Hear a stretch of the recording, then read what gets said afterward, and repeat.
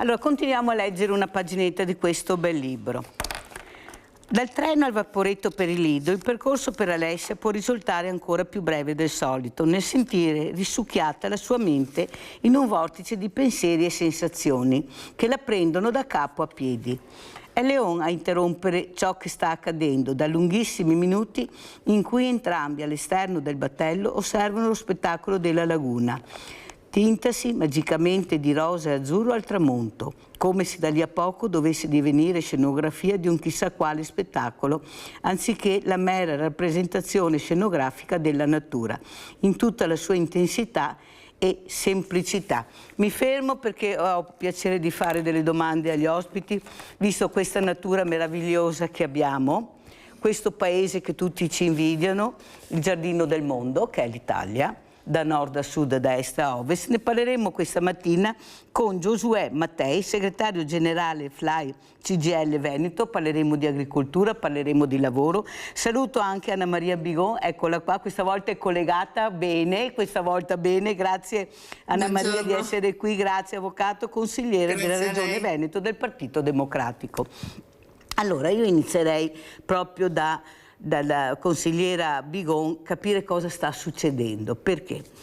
Perché siamo divisi, il paese è diviso in metà. Prima c'era la famiglia nel bosco, adesso ci sono le morti nel lavoro, gli incidenti stradali, genitori, governo, associazioni, tutti molto lontani tra di loro, nessuno che fa squadra, e soprattutto questa solitudine che sta sempre più avvolgendo il popolo italiano. Si sente abbandonato. Ieri, ad esempio, è successo quello che è successo col gioielliere. Io raccontavo ieri, avvocato Bigon, e lo dico anche a Giosuè Mattei, che io ho provato cosa vuol dire. Io ho avuto una rapina con 7 ragazzi e mi è andata bene, avevano il coltello, sono scivolata e per fortuna mi hanno tagliato il braccio. Mi è andata bene. Perché? Perché ho fatto una cosa che non dovevo fare. Quando ho visto che avevano superato l'asticella, che per loro non ero una persona, ero un oggetto da eliminare per prendere quello che volevano, là non ce l'ho fatta, mi sono messa davanti alla porta e ho detto: da qui non uscite, pensate voi da sola contro 7 ragazzi. Però quello che ha detto Ruggero fa molto pensare. Lui ha detto: bisogna provare per capire cosa vuol dire in quel momento. Io ho provato. E in quel momento tu non ragioni più con la normalità, con la lucidità che tutti dicono che bisogna avere. Bisogna fermarsi, non bisogna. Perché c'è un qualcosa, non a tutti per fortuna, che ti fa fare quello che non dovresti fare, cioè stare ferma. Ma stare ferma perché? Perché ti arrivi la coltellata? Stare ferma perché in attesa delle forze dell'ordine che chissà quando arriveranno o non arriveranno, perché non siamo tutelati, loro possono fare quello che fanno. Allora, quando Ruggero ha detto bisogna provare, indipendentemente se ha ragione, se ha torto, però bisogna provare, io l'ho provato. Ho provato davanti a un giudice dopo anni che mi chiede com'era vestita questa donna che rubava dentro la camera da letto, che colore era il vestito, come era posizionata, cioè, adesso io non so, però dopo anni, per la prima volta una che entra su un'aula di tribunale, a ricordare il colore, se era a destra o a sinistra, io capisco che i giudici fanno la loro parte, ma sono le leggi che sono sbagliate o applicate in maniera sbagliata. Lei è anche avvocato, Bigon. C'è qualcosa nel sistema che non funziona più, non regge. Ponte Morandi, 40 morti, 43, 49, tanto che problemi ci sono, i numeri. 12 anni, Ruggero uccide 2 rapinatori, 14 anni. Cioè la gente a casa fa i conti. Ma che valore ha la vita umana per la legge? Prego, avvocato Bigon. Allora, grazie intanto per l'invito. Effettivamente è una faccenda, è una vicenda che fa riflettere e deve far riflettere. Io non ho letto le sentenze, la sentenza, tutte e due non le ho lette, però credo che se dobbiamo fare qualcosa dobbiamo fare cambiando la normativa, perché i giudici, io non entro nel merito appunto perché non ho potuto e non l'ho vista, passo per passo, però credo che applichino la legge. In quel caso, da quanto risulta, lui ha rincorso i ladri e li ha uccisi, per cui non è stata considerata legittima difesa. Certo è che tutto si basa su un atto di violenza e violazione fatta da altri, perché insomma sono state altre persone, sono stati i ladri a violare il domicilio e entrare per rubare. Quindi insomma va capito, anche il risarcimento effettivamente stride un po', perché insomma un risarcimento così è dato da dare a persone che comunque vengono in casa tua e rubano. Ecco, ma dobbiamo eventualmente rifare la normativa, non dobbiamo arrabbiarci nei confronti dei magistrati. Dopodiché non possiamo neanche pensare che, da quanto mi risulta, tra l'altro ha avuto atti di violenza anche in precedenza, Ruggero, quindi probabilmente i giudici hanno valutato la persona nella complessità e nella totalità, perché di fatto insomma la legittima difesa ha come presupposto principale che ti devi difendere nel momento in cui uno ce l'hai davanti, nel momento in cui ti sta per offendere, non nel momento in cui scappa. Non è considerata legittima difesa. Se vogliamo cambiare la normativa perché crediamo che sia sbagliata, certo è che bisogna modificarla, e poi i giudici applicheranno, salvo casi eccezionali dove vanno a sbagliare perché delle responsabilità ci sono anche per loro in certi casi, allora applicheranno un'altra normativa. Fa arrabbiare, capisco che per il Ponte Morandi 12 anni però insomma siamo sempre all'interno di una condanna molto molto elevata in entrambi i casi. Allora io dico, non possiamo pensare ad una grazia, perché forse, e credo, insomma, siamo tutti d'accordo, presumo, potrebbe essere un precedente che apre la porta a tanti altri casi. Nello stesso tempo abbiamo un governo che da anni governa e non ha modificato alcunché. L'unica cosa che ha tirato via l'abuso d'ufficio, è riuscito a farlo, ha aggravato tante altre pene. Se ritiene che questa sia sbagliata, invece di fare tanti proclami, vada in Parlamento, hanno tutta la maggioranza del caso, e modifichi la norma. Cioè, ecco, non deve diventare una lotta tra partiti. Io non credo che debba essere così. Sentiamo anche il segretario Giosuè Mattei, cosa ne pensa proprio da uomo, ecco, anche lui che appunto vive queste vicissitudini, poi parleremo anche di quello che si occupa, mi interessa anche capire cosa ne pensa. Ma io direi, tanto come premessa, che non dobbiamo tutti dimenticarci che siamo in uno stato di diritto e che il signore nel caso ha subito 3 gradi di giudizio, quindi c'è stato un giusto processo che ha decretato quella sentenza, che può essere criticata come è giusto che sia da parte di qualcuno, però non dobbiamo mettere in discussione il fatto che Ruggero ha subito un giusto processo con i gradi di giudizio previsti dal nostro ordinamento giudiziario. Sarà nelle sue facoltà, così come abbiamo letto stamattina, presentare domanda di grazia, così come previsto sempre dalla nostra Costituzione e dal nostro ordinamento. Avrà il suo iter. Dobbiamo anche dire che la grazia può essere concessa dopo che l'imputato, comunque chi sta scontando la pena, ha già scontato 1/3 della pena stessa, che si sia pentito di quello che ha fatto, dopodiché naturalmente sta in capo al Presidente della Repubblica concederla o meno. Quello a cui abbiamo assistito in questi giorni è un teatrino veramente squallido, tirando in ballo per la giacchetta il Presidente della Repubblica, e che quindi insomma anche con la nota della Presidenza della Repubblica ha rimesso le cose a posto.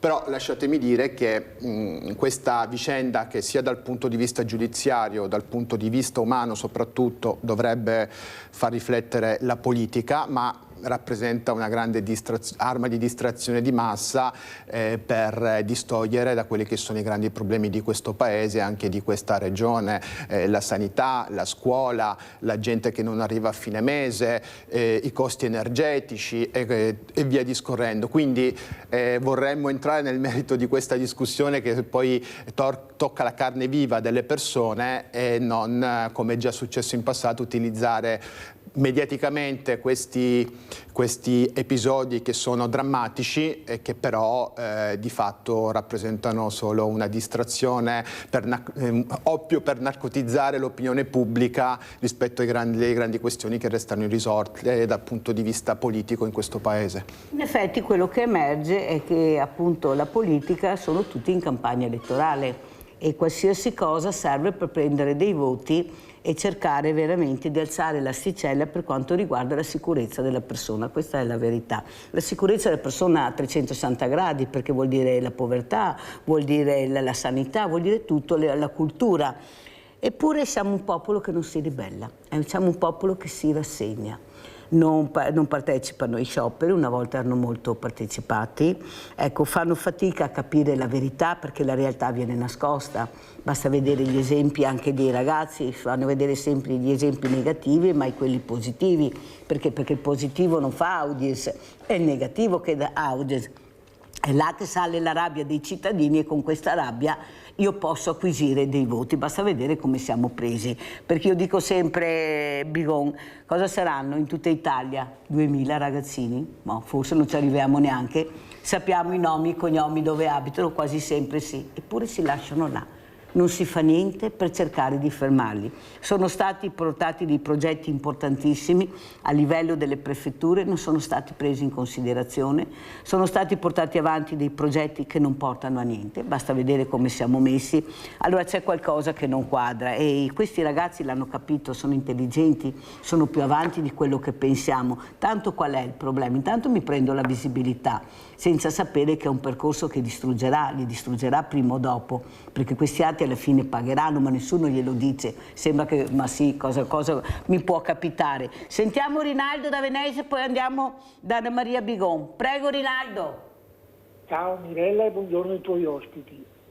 Quanto riguarda quello che è successo, noi altri italiani abbiamo solo da vergognarci al fatto che tutti i ladri del mondo adesso veniranno in Italia per il fatto che noi impuniti, se gli fanno il male li risarciti, ma ci rendiamo conto, uno che è morto sul lavoro gli dà 20.000 euro, 25.000 euro, è un ladro, gli dà poi 3.200.000. Ma dove siamo arrivati? Non che sia il paese al mondo, nessuno è una chiamata e viene a rubare in casa nostra. Poteva stare dove era. Non è un fatto voluto, è una conseguenza, no? Ti sa che ti sta anche toccata. Non ti capisci più niente di va via testa. Mi spiace per la morte perché è la morte. Però è volevano, ti va in cerca, no, derubare con una pistola, con un coltello, e aveva sua moglie Sofia, no, è già stato ancora perché quando era piena era lavoro. Ed è normale che reagisca, forse aveva fatto un masso impulsivo, ma non succede in nessun paese del mondo che uno che colpa le persone che va a rubare. E va in galera, e in più è anche risarcito, gli sequestra a casa. Ma non si vergogniamo, la politica, se 4 anni ti comanda loro. Le cose si acaba di fare leggi per i suoi ministri, che roba che ha fatto di tutto, tutti fuori. E ora, ma di cosa parliamo? Mirella, siamo noi altri popolo, dobbiamo andare in piazza. Se è giusto per la morte, se è vero, non ha da succedere queste robe. Però quando che succede, non sono volute. È il momento, è l'attimo che ti puoi trovare, non è l'intenzione di colpare una persona. Anche se cosa dire, magari è già successo, che non aveva da succedere. Ma noi altri italiani non potremo dargli anche i soldi e la famiglia, anche al colaio, ancora più di impegni anche alla sua famiglia, perché voi 3.200.000. Ma siamo di via. Grazie Rinaldo, fammi andare avanti, molto chiare le tue riflessioni. Prego Bigon. Ma allora è vero quello che dice, la politica di questo ne fa arte, nel senso che trova tutti i pretesti e io faccio parte anche di questa categoria, per carità, però mi ritengo leggermente diversa, ovviamente. e quindi magari su queste paure, su queste cose ne fa una battaglia. Però ripeto, la serietà è altra. Se riteniamo, siccome che non è la prima volta che succede un'ingiustizia, o quantomeno la ritengono un'ingiustizia una certa parte politica, e quindi si cambi la normativa, non vedo altre strade. Allora, stanno presentando, da quello che ho capito, un progetto di legge, questo governo, sulla non risarcibilità dei casi di violenza, eccetera, a seguito di furti. Allora, io credo, vedremo questo progetto di legge, io sono in regione, sarà sicuramente di tipo nazionale, per cui lo dovremo vedere e lo valuteremo, però credo che questo possa essere un modo per cercare anche di capire se effettivamente un risarcimento in queste condizioni può essere dato o meno. Ripeto, lì non c'erano gli estremi della legittima difesa da quanto si è capito, poi a meno che i giudici non abbiano sbagliato e stavano scappando e lui li ha uccisi ugualmente. Però capiamo anche il contesto, vero? Perché dicono che ha subito 7 rapine, bisogna esserci in mezzo, per cui dobbiamo capire tutto e siamo tutti d'accordo su questo. Ma lo Stato dov'è? Lo Stato dov'è? Allora, è lo Stato che deve difendere i suoi cittadini o è il cittadino che si deve difendere da solo? E dopo magari succedono queste cose. Allora, io credo che la prima cosa che dovremmo fare è lo Stato deve aumentare l'organico, fare più controlli, cercare di dare una certezza della pena in modo tale che non ci siano liberi tutti dopo poco tempo perché magari il primo reato, perché c'è la sospensione, eccetera. Teniamo anche presente una cosa, che molto spesso il problema è anche di carceri. Perché? Perché sono talmente in sovraffollamento, e parlo del Veneto, Montorio ha il 75% in più rispetto a quello che dovrebbe essere la normale tolleranza. Allora, quindi bisogna mettere mano un po' a tutto il sistema giudiziario di questo tipo di carcerazione e anche di reato. E dopodiché, insomma, è lo Stato che la deve fare da padrona, non il cittadino. Vladimiro da Rovigo, vai Vladimiro. Buongiorno a tutti, volevo fare se possibile una domanda, una considerazione alla consigliera Bigon che è del PD, spiego perché adesso no. Poco fa assistevo sulla 7 alla trasmissione che parlava appunto del caso Ruggero, Gioielleri e via parlando, era presente tra gli altri, vado veloce, tra gli altri presenti il deputato Sasso De Vanacci e la collega della signora Bigon, la deputata De Micheli del PD, no? Si parlava appunto dello stato d'animo che è una persona che subisce una violenza in casa, no? Allora, la De Micheli ha detto, ha portato l'esempio di sua mamma che gli era entrato in casa, si è messo a urlare la mamma e l'altro scappa via. Mia mamma, ha detto la De Micheli, ha detto che fortuna che non aveva una pistola vicino, se no non so cosa capitava. Allora quando entrano delle persone in casa, l'unica cosa da fare è dire, ecco, questo è il portafoglio, lo prenda e se ne vada. Bisogna impedire che la gente, i delinquenti, entrino nelle case altrui. A che sta obiettando? Beh, ma a questo punto qua è due cose da fare per forza. Aumentare, ma di tanto anche, non di poco, di tanto, il numero di carabinieri, poliziotti, polizia locale che gira per strada e inevitabilmente ridurre, almeno per un periodo o negoziazione, le libertà individuali, perché per impedire che una persona faccia un gesto bisognerà pure limitare, e non lo fa, perché questo è esattamente quello che vogliono i Bannacciani. Ecco, allora Bannacci è dipinto come un pericolo populista e fascista. Ammettiamo che sia vero, non voglio, a me non me ne frega nulla di queste robe qua, ma a me in quel momento lì, guardate, Sasso e la De Micheli, ho visto questo supposto pericolo populista e fascista fronteggiato dal nulla. Cioè, come si può dire alle persone che è turbata sempre di più a una società che arriva quasi al limite, se te entra un ladro in casa, dai il portafoglio, e poi bisogna impedire che le persone ti entrino in casa, ma mi raccomando, senza aumentare a dismisura i carabinieri e senza ridurre le libertà individuali. Questo è il nulla. Cioè, mi sono preoccupato di questo, perché per me un politico ha diritto e il dovere di fare proposte rispettando la sua sensibilità, ma deve essere realistico, deve tenere conto della realtà. Ma quando che mi sento che una persona dice fin dalla partenza che la gente, il popolo reagisce con la pancia, mi metto qua, oltre che essere offensivo per una persona che ha paura, magari ha paura che sua figlia o sua moglie o suo papà venga massacrata a botte, è niente, cioè vuol dire non essere capaci di fare nessuna seria proposta, ma solo di parlare. La realtà dei fatti è che adesso in Italia la gente ha tanta paura e il pericolo è vero, è reale. Se non c'è un intervento effettivo, che sia il rischio che sia un populismo dittatoriale, perché la gente mica sta lì ad aspettare, a ragionare, magari ragiona di Michele, cioè la gente reagisce e va con chi che suppone lo difenda. Cioè, mi sono rimasto a bocca aperta a sentire dire: se ti entro là in casa, dai il portafoglio e vediamo di aumentare un po' i carabinieri, però mi raccomando, ma perché se non poi ti arriva i centri sociali che ti butta giù a piazza. Ecco, grazie, grazie, fammi andare avanti Vladimiro, molto chiaro, grazie della telefonata. Il problema è che io ho un banco solidale, ecco lo dico anche a Giosuè Mattei, se non lo sa, l'Anna Maria Bigon lo sa, e dove vedo tanta disperazione. Ecco, da qualsiasi parte io mi muovo, sarà che sono anche tanto in mezzo alla gente nel territorio, vedo disperazione. Il costo della spesa è diventato insostenibile per le famiglie, 2 stipendi non ce la fanno, però non serve solo dirlo, bisogna agire, bisogna fare qualcosa. E poi quando sento, ad esempio, ho sentito un signore che è seguito anche dall'avvocato di sostegno che dice: se questa è vita meglio morire, perché io non ce la faccio più, non riesco a gestirmi, non riesco a sentirlo. No.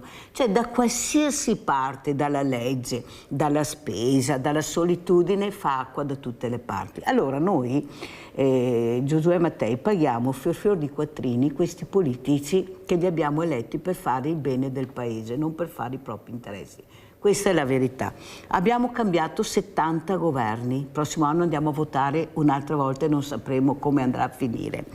E soprattutto quello che si vede è i privilegi della politica. Tu non fai niente, o quasi, o poco, puoi anche non andare in Parlamento, anche non presentarti mai, il tuo stipendio corre, sono cifre a 6 zeri, tu lavori una vita, 42 anni per avere la pensione, e questi signori dopo 4 anni, 6 mesi e un giorno si ritrovano con un bel gruzzoletto ogni mese.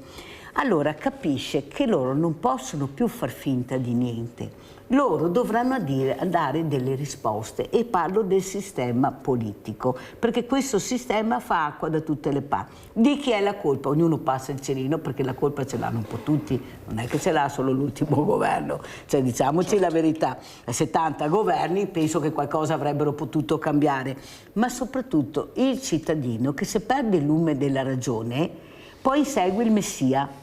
È là il grande problema.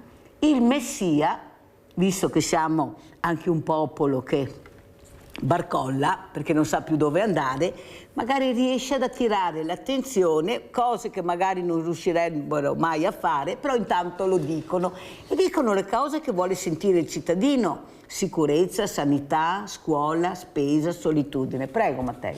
Ma io ci tengo a sottolineare, dobbiamo fare un po' un'analisi della situazione, perché qui in questo paese c'è una crisi della democrazia senza precedenti.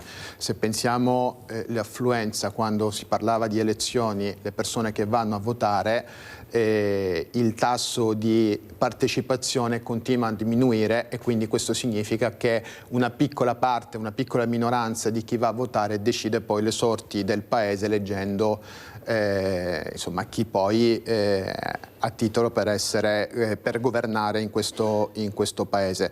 C'è una forte rassegnazione, sfiducia nelle istituzioni e nella politica, perché di fatto la politica ha smesso di fare la propria funzione in questo paese, non da ieri ma ormai da diversi anni. C'è un tema che è anche oggetto di dibattito politico di queste ore, di questi giorni, che è la legge elettorale. Allora partiamo da dire le cose come stanno. Da quando in questo paese si va a votare senza le preferenze, chi va in Parlamento, chi viene eletto a guidare questo Paese non ha la responsabilità di rendere conto al cittadino, di rendere conto al territorio nel quale viene eletto, e questo è un grande problema, perché poi si innescano tutta una serie di meccanismi dove la rappresentanza territoriale del cittadino viene meno e innesca tutto un processo di disinteresse collettivo della politica rispetto a quelli che sono i veri problemi del Paese, perché se io politico che vengo eletto a rappresentare un territorio ne devo rendere conto perché ho la preferenza, per esempio, io sono sicuro che l'attenzione della politica di quel rappresentante che deve farsi rieleggere, penso che rispondendone direttamente nel territorio sia costretto, se vuole farsi rieleggere, a dover portare fatti concreti nel territorio che rappresenta. E questo è un primo elemento, secondo me, di riflessione. Poi c'è una forte rassegnazione del cittadino, perché non vedono risposte della politica rispetto ai problemi che toccano la carne viva quotidiana di lavoratori, lavoratrici, pensionati, studenti, cittadini in generale. Oggi abbiamo una povertà diffusa che aumenta, abbiamo una disuguaglianza, un divario della disuguaglianza che continua ad aumentare, e che quindi il cittadino, non avendo risposte concrete rispetto a quelli che sono i suoi bisogni primari, perché banalmente il fatto che non si riesca a arrivare a fine mese, che non si riesca a mettere insieme il pranzo o la cena, è un problema vero di questo Paese. Allora c'è un tema che riguarda il lavoro, sempre più precario, sempre più frammentato, c'è un tema che riguarda la sicurezza sul lavoro, c'è un tema che riguarda, come dicevo prima, la sanità.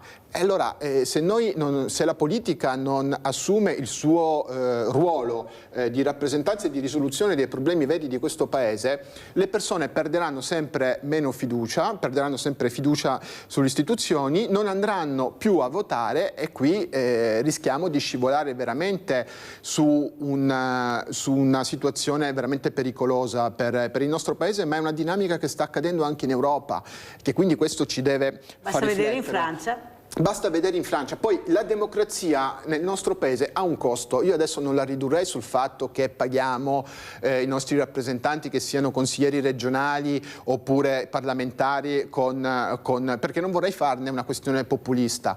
Però è chiaro che nel momento in cui non arrivano le risposte ai cittadini, qualsiasi questione diventa un appiglio per giustificare il mancato funzionamento dell'apparato statale e poi della democrazia nel nostro Paese. E questo è un tema veramente serio che la politica, stiamo vedendo, non sta affrontando, e non affrontarlo vuol dire continuare a fare una campagna elettorale agendo anche sui temi della sicurezza per raccattare voti, e che poi però questi voti non vedono la traduzione su fatti concreti rispetto a quelli che sono veramente i problemi veri del Paese. Claudio da Marano Vicentino, ciao Claudio. Sì, buongiorno a tutti. Io voglio informare i signori di destra che la legge che ha mandato in carcere il signore Ruggero. Gagliardi, come si chiama? Ruggero. Ruggeri. Quella legge l'ha firmata Salvini. Come Bossi e Fini hanno firmato le leggi su immigrazione che producono clandestini. Quindi si devono rendere conto che non è colpa della sinistra quando le leggi le firma Salvini, almeno che non sia diventato di sinistra, o anche Bossi o Fini. Buona giornata signori. Oddio, molti della Lega escono dai servizi sociali dalla sinistra, a dire il vero, poi hanno cambiato, ma l'origine, bisogna anche dirlo, è quella, partigiani, non i partigiani, ma poi è successo quello che è successo e ne vedremo anche delle belle. Allora, Anna Maria Bigon, come commenta questa politica che stride tanti anni, tante cose, però sempre privilegi da una parte e niente dall'altra, ma soprattutto è questo mondo che i giovani non condividono più, si battono per l'ambiente, sono gli unici che protestano, possono essere criticati, ma la protesta la fanno anche per quelli che veramente sono a casa e li criticano, non vedono un futuro, però devo dire la verità, che sono ottimisti. Ecco, la bellezza del giovane è ottimista. Una ragazza mi ha detto: vedrai Mirella che prima o poi ce la faremo, e questa veramente fa ben sperare, perché noi abbiamo tantissimi bravissimi giovani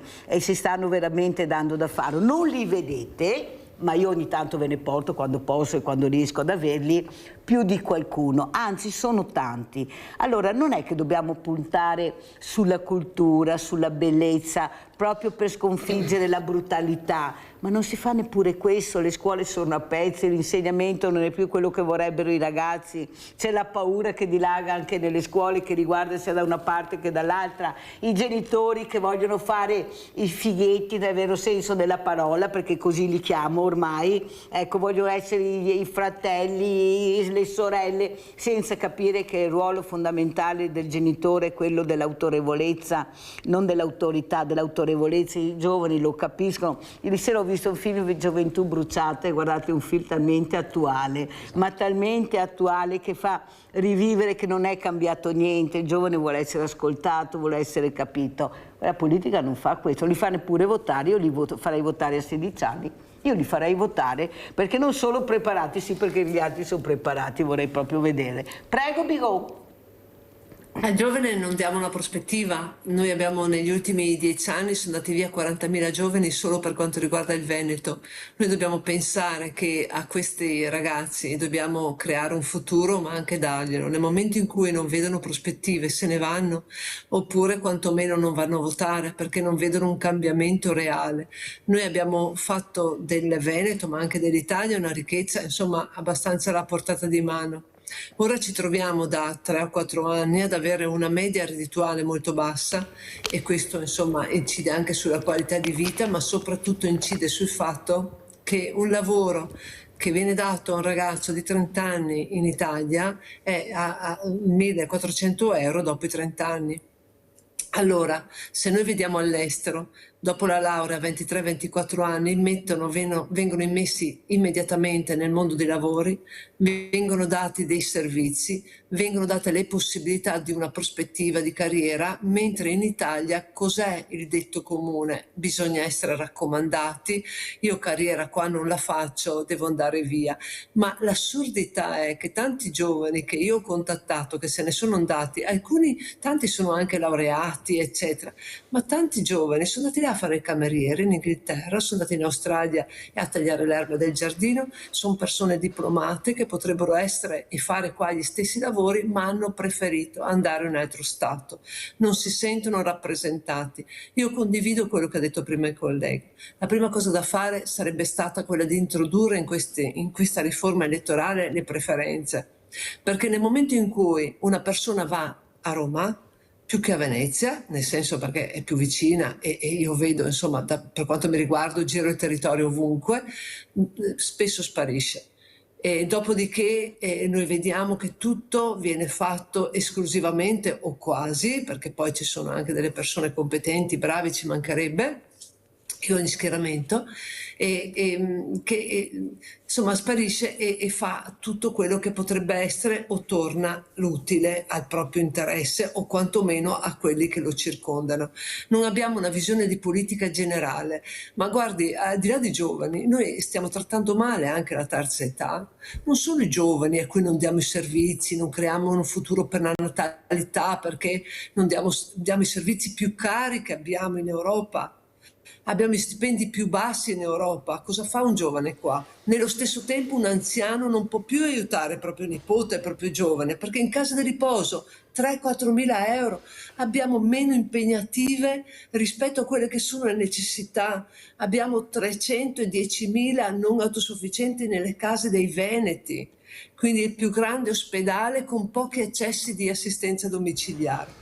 Quindi, insomma, è una politica veramente da rivedere sia in tutte le età, dall'inizio alla fine, perché un politico lo deve accogliere e dare tutto quello che serve, insomma, dalla nascita alla morte, e spesso non lo fa. Allora andiamo a vedere proprio queste case di riposo del presidente Volpe, sentiamo cosa dice. in provincia di Vicenza siamo sicuramente oltre i 2.500 ospiti, cittadini in attesa di essere ospiti delle strutture. Abbiamo un livello di occupazione delle strutture che nel turismo si direbbe overbooking, quindi siamo oltre il 99%. Abbiamo grandissime difficoltà a dare risposte anche alle famiglie in questo periodo che chiedono risposte temporanee. Roberto Volpe, presidente di Euripa Veneto, sottolinea come nel Vicentino le RSA accreditate sono 74, con oltre 6.700 posti letto. Ma non bastano. L'invecchiamento della popolazione aumenta le richieste, mentre le liste d'attesa si allungano e molte famiglie sono costrette a gestire da sole anziani a casa non più autosufficienti. Le difficoltà, le sappiamo, sono queste e sono tante, poi a queste assommiamo il tema delle rette, i costi che stiamo sostenendo.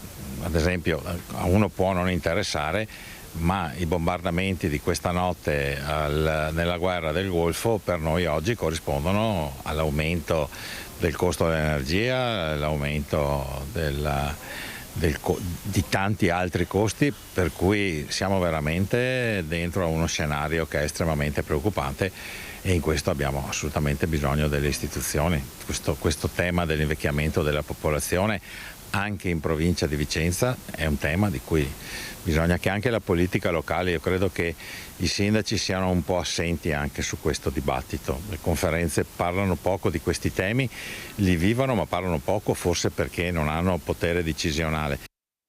Abbiamo Luisa da Verona, poi commentiamo. Vai Luisa. Buongiorno Mirella e buongiorno ai suoi ospiti. Allora, ho visto che vicino a lei c'è un ospite che è del sindacato, se non sbaglio, sì? Vero? Allora, ecco, volevo dirle, io ho lavorato in fabbrica, negli anni in cui di scioperi, devo dire la verità, ne ho anche fatti, ma i scioperi che facevamo allora non erano scioperi che vengono fatti adesso. Il sindacato porta la gente in piazza per la politica, il sindacato dovrebbe portare in piazza per i problemi dei lavoratori, perché gli stipendi sono bassi, ma io vorrei ricordare che al tavolo del contratto nazionale ci sono i sindacati, glielo dico per esperienza, ai contratti nazionali di lavoro di tutte le categorie il sindacato è presente insieme quando firmano i contratti.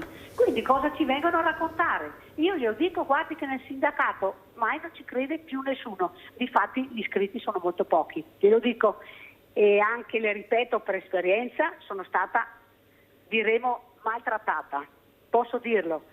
Cose che sono successe a noi, non mio personale, una cosa che è successa in tutta Italia, dove il sindacato presente ha firmato delle cose che dopo abbiamo dovuto pagare l'avvocato del sindacato per poter rimediare a questa cosa, e non è stata rimediata niente, è rimasto così come era.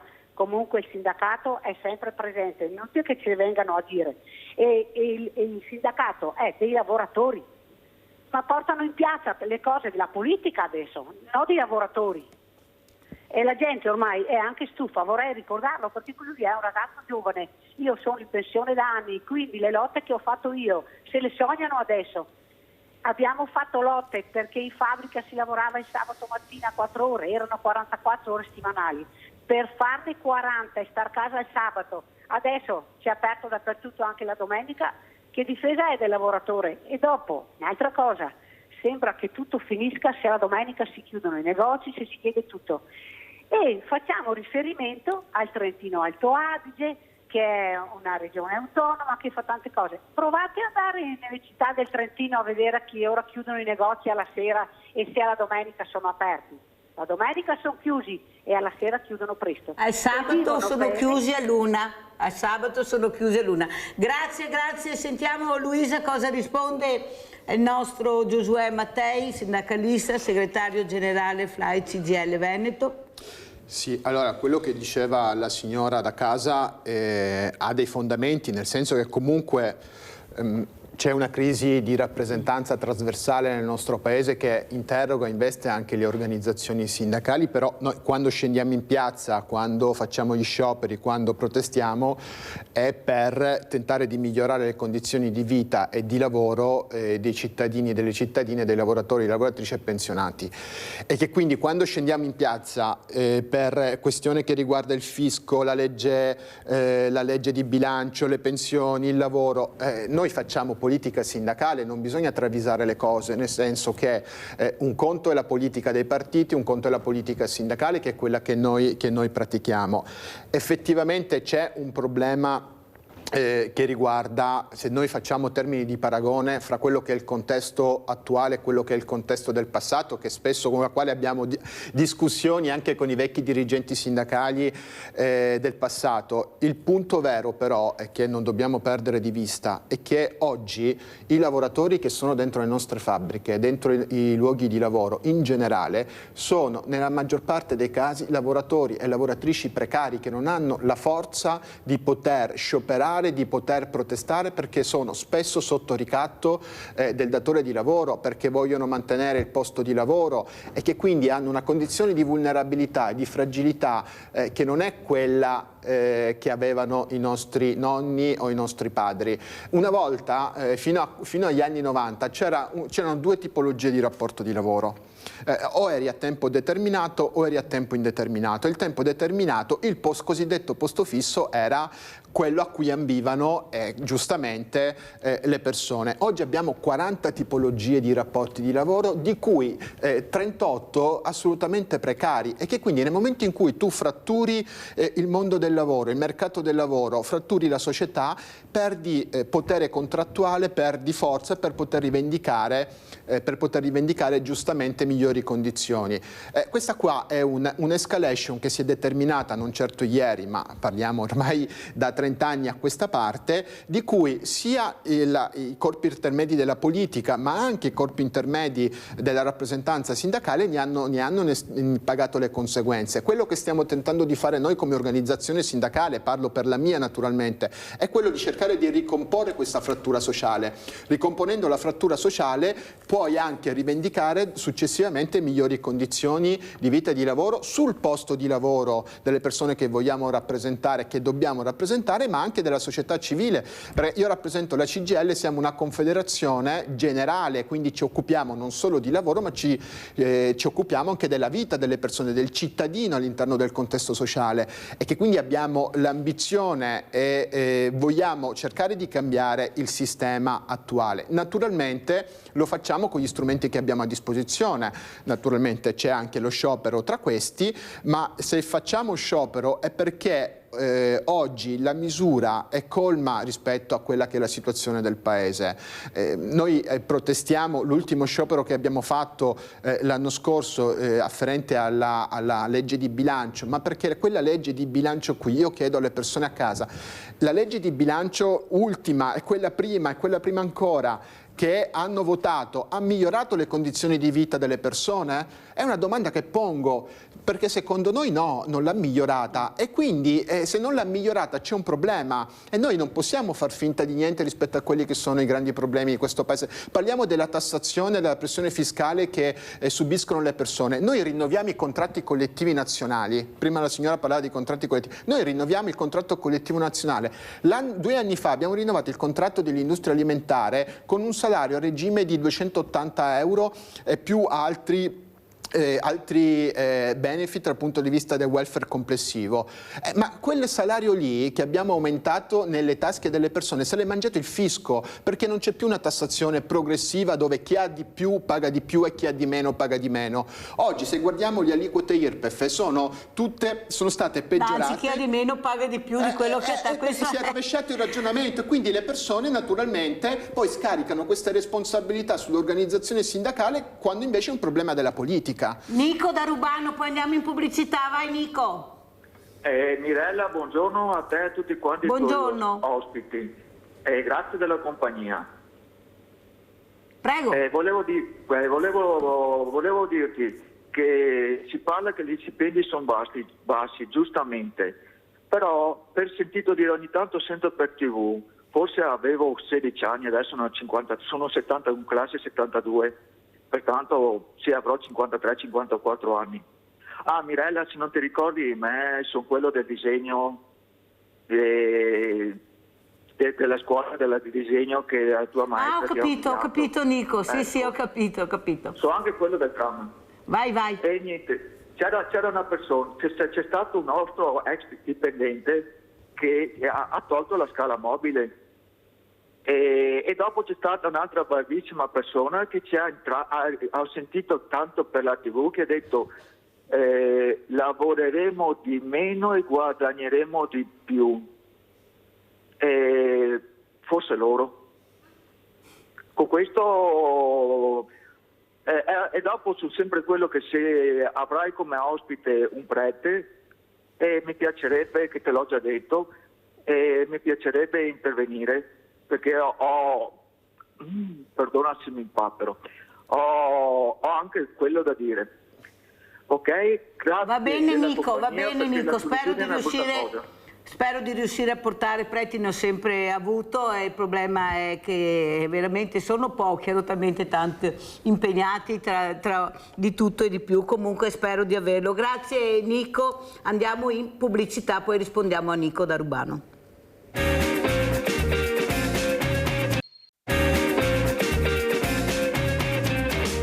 Allora, se abbiamo parlato di sindacati, sentiamo anche cosa ne pensa Giosuè Mattei di quello che ha detto anche Luisa da Verona. Lei giustamente ha portato avanti la sua storia ed è la storia di molti, poi alla fine Mattei, prego.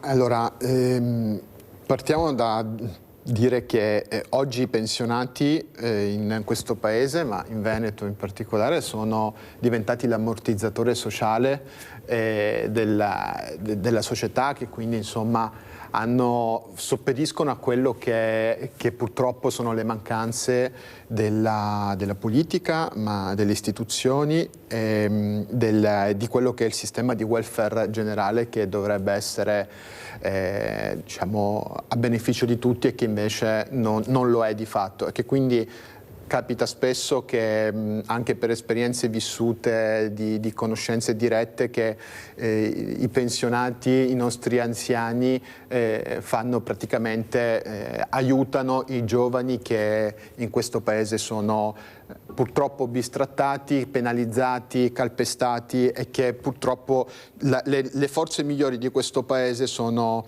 quelle che maggiormente subiscono le grandi ingiustizie che purtroppo a cui assistiamo. Io dico anche che nel nostro paese c'è un problema che riguarda l'istruzione, perché partiamo dalle basi. Stiamo distruggendo il sistema scolastico in Italia, quando noi dovremmo, visto il contesto che abbiamo di questi giovani di cui parlavi tu, provare a insegnare la bellezza, come diceva Peppino Impastato, per provare a sovvertire questo sistema, che quindi tornare veramente dai fondamenti per ricostruire questo paese. Purtroppo quello a cui stiamo assistendo è una direzione nettamente opposta rispetto a quello che ci vorrebbe, e questo penalizzerà a 360 gradi tutto il nostro futuro, perché stiamo veramente minando le fondamenta di questa società, e in futuro ne pagheremo le conseguenze pesantemente. Sì. Abbiamo Loredana da Verona, poi andiamo da Anna Maria Bigon. Vai Loredana.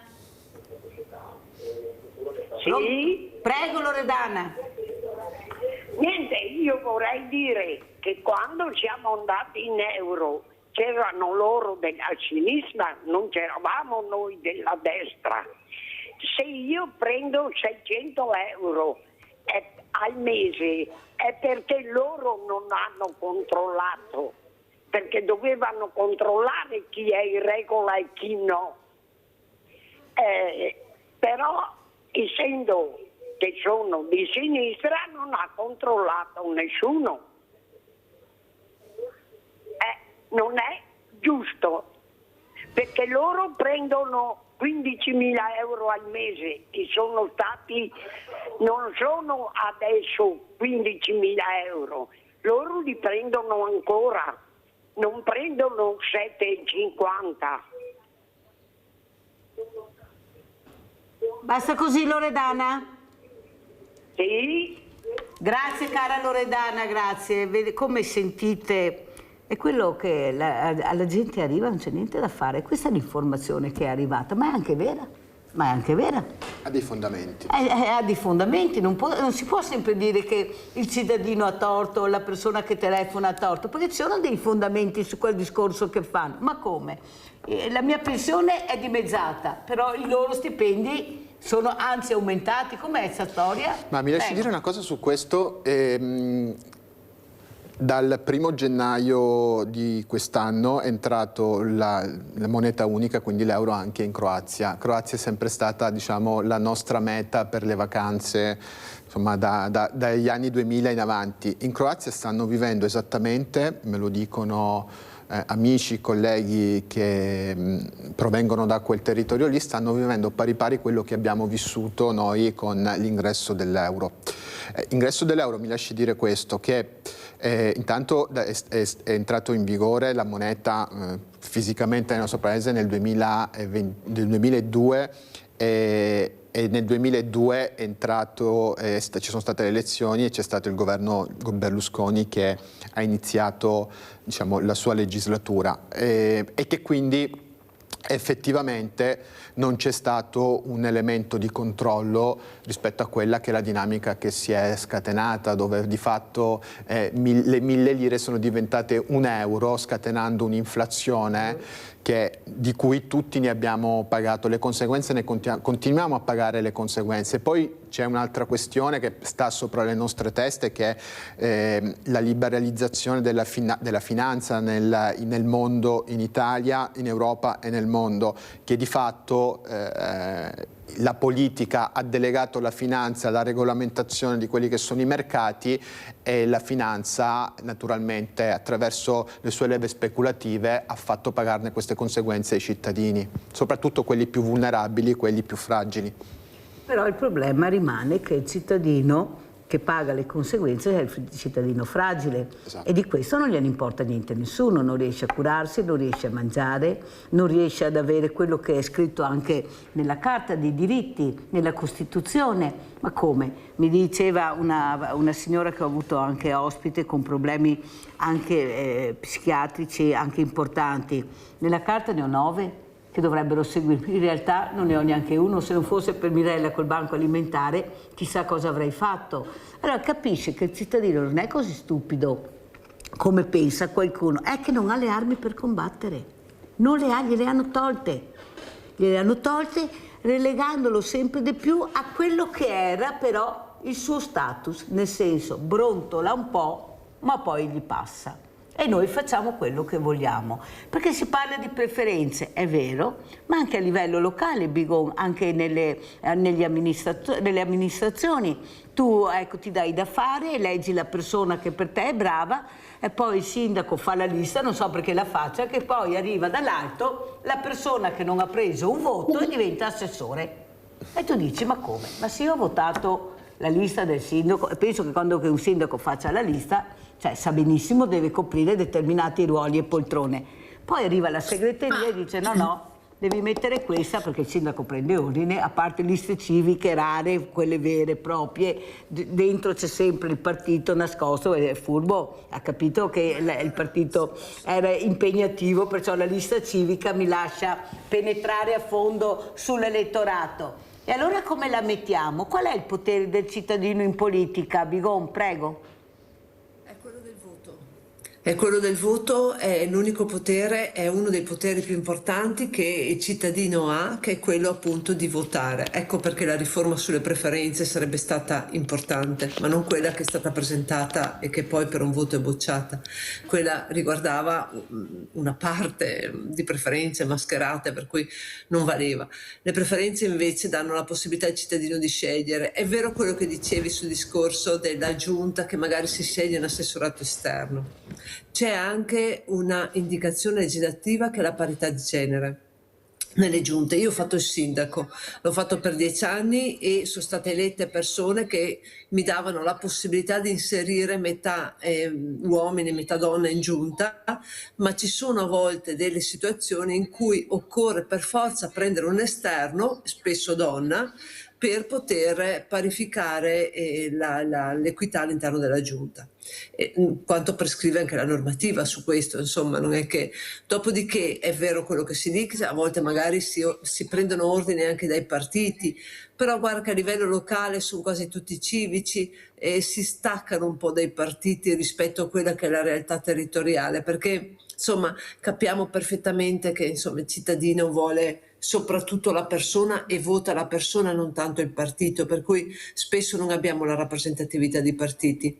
È vero quello che succede, però non bisogna neanche demonizzare i partiti, perché i partiti sono la più alta forma di democrazia, se ovviamente si comportano nel modo corretto, e quindi la sensibilità, le diverse sensibilità, la rappresentatività, insomma la democrazia è anche questa, vero? È soprattutto questa, quindi non bisogna demonizzarla. Però è anche vero, Anna Maria Bigon, che si sente proprio anche dalle parti delle persone del PD e della sinistra, del centro-sinistra, che la sinistra ancora sta nella nebbia, nel senso non c'è un programma, non c'è ancora un leader e le elezioni sono il giorno dopo. Ma invece di litigare non è che magari si possono mettere d'accordo e vedere le cose importanti da dire e da fare, perché si continua a dire che questo governo deve andare a casa, che gli stipendi sono bassi, le pensioni sono basse e non hai un'alternativa veramente valida da costruire e da fare, e cioè la gente va da un'altra parte, Bigon. No, si aspettano un altro po', certo. Un altro po' a presentarsi. Sì. Io non so, così si dice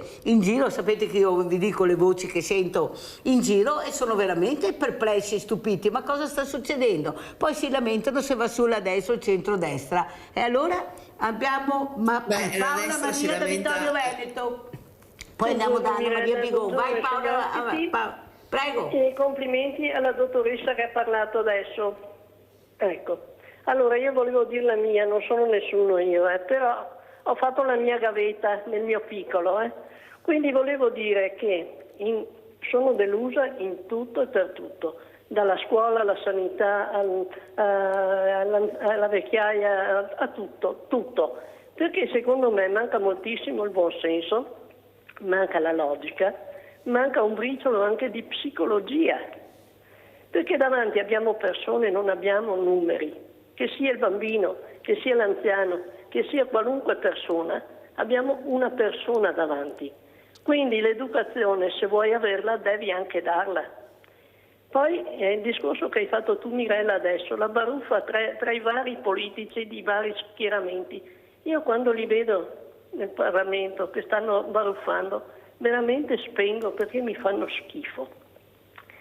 Non riescono a mettersi d'accordo. L'opposizione va bene, l'opposizione sì, se io non sono d'accordo, però devo proporre qualcosa, devo presentare un confronto, un qualcosa che mi faccia capire e che faccia capire a noi italiani dove andiamo a parare, dove troviamo soldi per fare le cose che dobbiamo fare, perché questo è il problema. Io sono rimasta veramente stupita ieri con l'architetto che avevi come ospite, Mirella, una persona veramente competente. Si capisce che quella persona là, prima di fare un progetto, studia bene le carte, studia bene le mappe, si rende conto di dove è possibile cominciare e finire un'opera.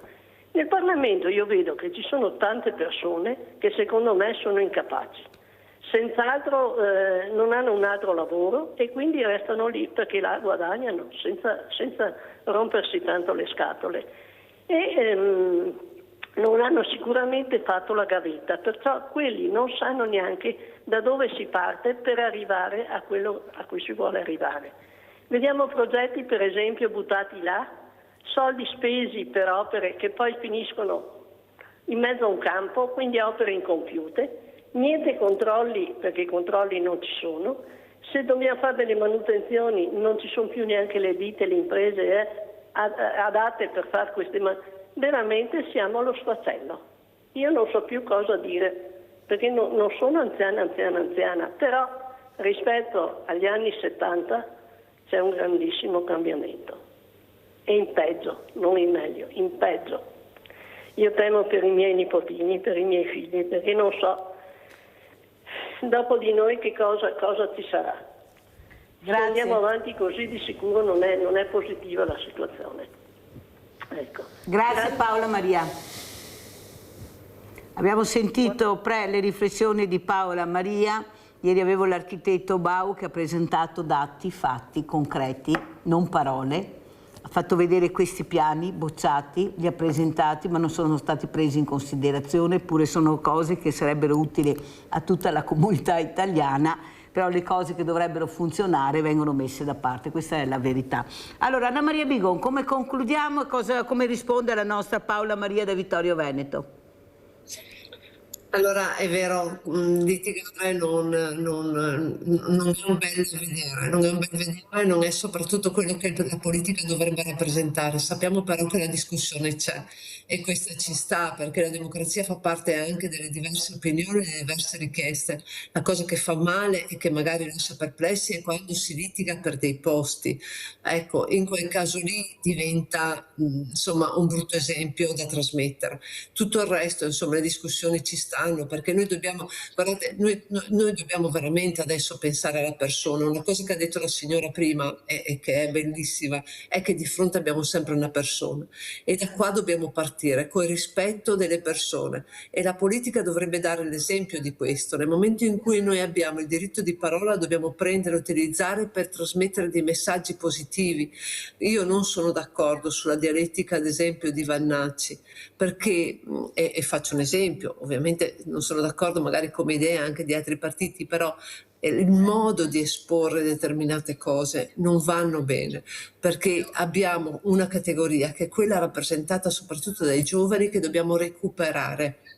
E siccome che i giovani hanno bisogno di esempi e hanno bisogno anche però di persone forti, autorevoli, eccetera, non dovremmo far passare l'autorevolezza in politica o il forte, la persona da votare, come quella che magari parla in un certo modo.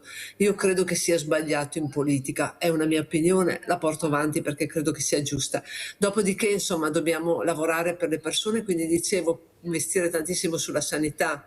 Noi abbiamo ormai l'11% in Italia che rinuncia alle cure e questo non è ammissibile. Abbiamo tante persone non autosufficienti che muoiono senza cure palliative nelle case di riposo. La durata media in Veneto in casa di riposo è di 217 giorni, dati regionali. Questo vuol dire che arrivano tardi quando sono gravemente ammalati e permangono poco all'interno della casa di riposo. Questo è un grosso problema. Stanno diventando dei piccoli ospedali, ma non sono gestiti come piccoli ospedali. Noi dobbiamo dare a loro tutti gli strumenti necessari per vivere bene anche questi mesi, soprattutto questi mesi. E poi, insomma, i giovani e la cultura e la scuola, impegnarli a rimanere qua. Questo lo dovremmo fare, e il programma della sinistra dovrà essere assolutamente questo, a partire dalla sanità e dall'ambiente. Allora andiamo a vedere, visto che abbiamo parlato anche di giovani, cosa dice Beatrice, è una ragazza di San Patrignano che sta cercando anche lei di uscire da questo tunnel, e se non ci fossero queste associazioni, ecco, io ho queste testimonianze grazie ai genitori che anche sabato scorso erano qua presenti, alla presidente Elisabetta Rizzetto che mi manda queste proprio diciamo interviste a se stessi, queste storie a se stessi, per far capire che forse dobbiamo intervenire anche per quanto riguarda la droga che gira a tonnellate. Ecco, guardate che sono veramente, le sostanze stanno veramente indebolendo il cervello dei nostri ragazzi. Qualcuno a 18 anni gira già col pannolone, non col solo, ecco, qualcuno, eppure si fa finta di niente, nonostante queste testimonianze drammatiche. Andiamo a sentire la testimonianza di questa ragazza, di Beatrice. Io sono Beatrice, vengo dal lago di Como, tra poco faccio 20 anni, sono qua a San Patrignano da 2 anni. La prima volta che ho fatto uso mi ricordo che ero in una discoteca e ero con delle mie amiche e mi hanno chiesto se volevo provare, io ho detto di sì. All'inizio avevo un po' paura perché comunque sapevo le conseguenze, sapevo cosa fosse e tutto, però lì per lì non me ne è neanche importato, perché ho detto cavolo, sono le mie amiche, cioè non penso che lo fanno anche loro, perché non posso farlo anch'io. Nella sostanza io cercavo me stessa, diciamo, perché facevo fatica a uscire dal mio corpo, nel senso non riuscivo a farmi vedere quello che ero, che ovviamente neanche con la sostanza riuscivo a far vedere chi ero veramente perché mi alterava, però riuscivo comunque a farmi notare senza paura, senza vergogna, senza timidezza, cioè che è una cosa brutta, cioè io non avevo paura di farmi vedere in quelle situazioni, in quelle circostanze, mentre avevo più paura a farmi vedere quando ero senza, perché non riuscivo a parlare, ero timida, stavo sempre chiusa, mi sentivo a disagio. Sono arrivata qua a San Patrignano un po' costretta dai miei genitori perché diciamo che loro con me non è che riuscivano più a tenermi, non ce la facevano più. Ho fatto tanta fatica all'inizio perché comunque ero un po' annoiata da questa vita qua a Sampa. Ero molto immatura perché stava uscendo la parte bambina, presumo, che era in me, cioè mi sentivo indifesa, capito? Cioè nel senso che avevo bisogno sempre di attenzioni. Poi dopo ovviamente sono cresciuta, sono maturata perché poi dopo mi hanno fatto riflettere le ragazze che mi stavano dietro. Ho iniziato a essere un po' più consapevole dell'età che avevo e di cosa stavo andando incontro, quindi stavo iniziando un po' tardi a capire dove mi trovavo, perché mi trovavo qui e cosa dovevo fare soprattutto. Quindi sono anche molto contenta di questa cosa, di essermi ritrovata, cosa che prima non ero, no? Per quanto riguarda il futuro, io vorrei andare all'università, visto che adesso sto finendo l'ultimo anno, e poi mi piacerebbe tanto trasferirmi in Germania perché mi piace tantissimo la lingua, mi piace proprio il posto. Anna Maria Bigon, cosa diciamo a Beatrice? Mi sente Anna Maria Bigon? Sì. Scusa, microfono. Noi dobbiamo dare la possibilità ai giovani di crearsi un'identità, è questo che manca. Non si sente niente, riprendiamo perché non si è sentito niente. Prego Anna Maria Bigon. Ecco, mi sentite? Sì, adesso sì. Ecco, il problema principale, io credo, dei nostri giovani è quello che devono, che non hanno un'identità ben precisa. Il mondo dei social credo che abbia contribuito tantissimo. Sono nati in questa era e credo che il disagio sia tutto ormai manifestato. Io ho fatto una mozione anche in tempi non sospetti chiedendo ancora 3 anni fa la limitazione dei social, soprattutto fino a una certa età. Noi abbiamo da una parte un disagio che è aumentato in modo esponenziale anche relativamente alla salute mentale, poi sappiamo perfettamente che a volte sfociano anche appunto nelle dipendenze, alcol e droga. E credo che questo è un problema, è un'emergenza sociale importantissimo. È l'unica patologia, chiamiamolo disagio, malattia, chiamiamolo come vogliamo, che è aumentata 500 volte rispetto al pre-Covid. Noi dobbiamo veramente fare una riflessione seria, investire tantissimo. Ho depositato una legge per lo psicologo di base in modo tale che al di là di ogni stigma ci si rivolga come un medico di famiglia direttamente, senza tanti appuntamenti, eccetera, quando ne abbiamo bisogno. Detto questo, l'identità per un ragazzo è fondamentale. Lo diceva anche prima la ragazza, dovevo ritrovare me stessa, non avevo il mio corpo. Noi dobbiamo veramente dare una mano a questi giovani perché stiamo perdendo delle generazioni. Sì, ma non con parole, la politica deve fare i fatti, Bigon deve investire su questo. Il problema è che non investono, perché a parole si fa presto a dire, lo dice anche Vanacci, faremo, i soldi dove li troviamo. Bisogna trovare i soldi e investire su questo. Abbiamo Giorgio da Venezia, poi ci salutiamo. Vai Giorgio. Buongiorno, non inizio qui. Pronto? Sì, prego Giorgio, non vado avanti con i complimenti a lei, se no le porto via troppo tempo. Mi sente? Sì, bene Giorgio. Non la sento. Pronto? Parla Giorgio, parla. Allora, non inizio con i complimenti a lei e alla sua trasmissione, se no ci portiamo via un sacco di tempo. Invece volevo dire che, la sento pochissimo, che il problema è la prevenzione. Tutti sti ragazzi devono essere puniti perché commettono dei reati, eccetera. Perfetto, tutti in carcere, anche per cose più piccole, giusto? Perché io odio tutte le violenze devono essere colpite. Ma dove li mandiamo sti ragazzi? Le carceri che ci sono adesso, che fanno schifo. che sono sopraffollate, non hanno un ventilatore perché hanno paura che col cavo si impiccano, non sono riscaldate, vivono in una maniera disagevole e quando vanno in carcere cosa apprendono? Il discorso di fare altre carceri, lei lo sa meglio di me, non porta voti, perché tutti vogliono buttare chiavi in acqua. Io dopo 40 anni di banca sono andato a vivere in Spagna e c'era un grande piazzale e ho chiesto che fanno là. E hanno costruito un carcere meraviglioso, funzionante e tutto in pochissimo tempo.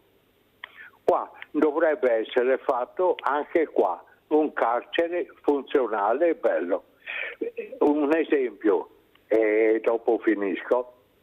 Abbiamo un carcere a Venezia che è una meraviglia, non so se l'ha visto, con un'entrata, un leone bellissimo, è il posto dov'è, eccetera.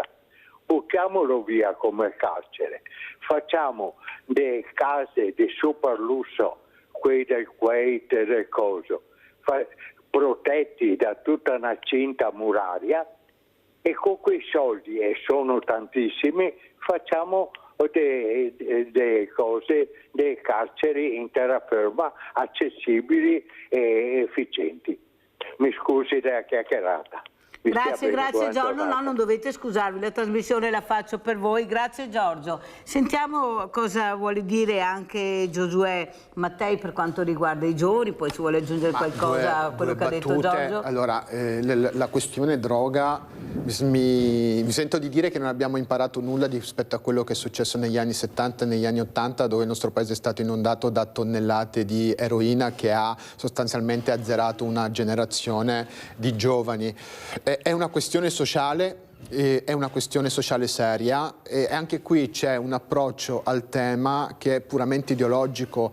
Una questione di questo tipo tu non la puoi, la politica non la può approcciare dal punto di vista ideologico solo inasprendo le pene. È una questione sociale che va discussa, trattata come tale, con l'elemento della prevenzione, perché guardate, il tema della droga, oggi abbiamo il fentanyl che è una droga sintetica e tante altre droghe sintetiche, io la reputo un'arma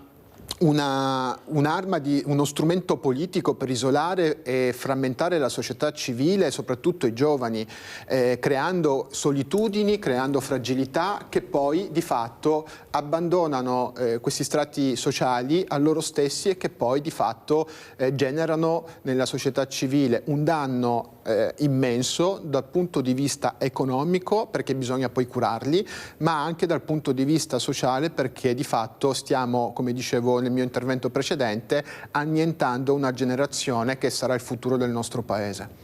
Allora, Anna Maria Bigon, come ci saluta?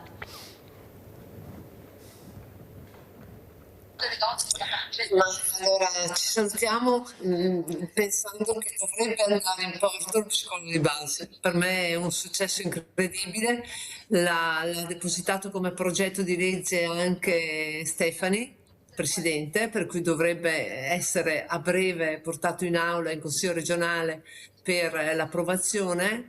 Non abbiamo capito all'inizio, riprendiamo, prego. Ecco, no, mi scuso. Allora, no, dico, ci salutiamo con la promessa, mi auguro, che con l'autunno vada in porto l'approvazione della legge sullo psicologo di base, che ho depositato 3 anni fa, è già stata presentata in commissione, il Presidente Stefani ne ha depositato a sua volta un'altra, per cui insomma l'intenzione anche da parte sua e quindi della maggioranza è quello di portarlo avanti, verrà finanziato con 1 milione di euro, non è tantissimo, ma è l'apertura di una porta, credo, che va a favore soprattutto dei giovani. Grazie Anna Maria Bigon di essere stata con noi, grazie consigliere a tutti voi, del grazie partito per l'invito. Del PD in Regione, grazie, mentre Giosuè Mattei rimane con noi perché parleremo di agricoltura. Pubblicità.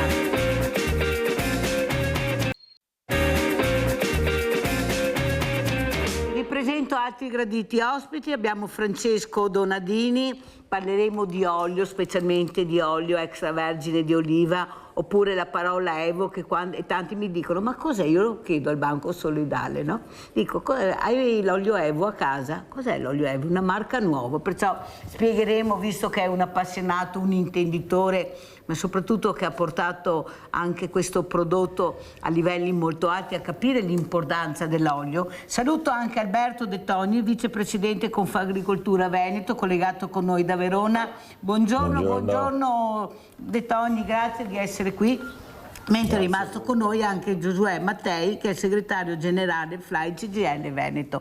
Allora, io inizierei proprio da Alberto De Toni. Cosa ci racconta, Presidente? Com'è la situazione? Perché il maltempo, il cambiamento del clima, pochi soldi in tasca, anche il fruttivendolo ha dei costi pazzeschi ormai. Cosa sta e come veramente risolveremo il problema Italia, perché ce n'è per tutti, cioè qui sta crollando il paese, non so se qualcuno ha in mente di fare qualcosa, perché veramente siamo molto preoccupati. Prego De Toni.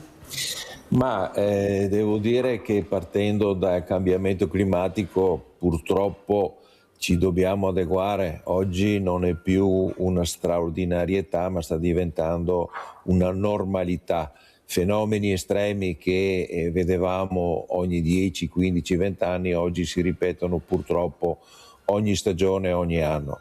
La siccità sta aumentando, non siamo ai livelli del 2022, ma siamo seriamente preoccupati perché l'acqua sta scarseggiando, in montagna la neve è durata pochissimo, ce n'è poca e quindi le precipitazioni che stanno arrivando, speriamo, le previsioni sono di un po' d'acqua per i prossimi giorni, le prossime settimane, speriamo siano copiose perché veramente la situazione oggi è abbastanza seria.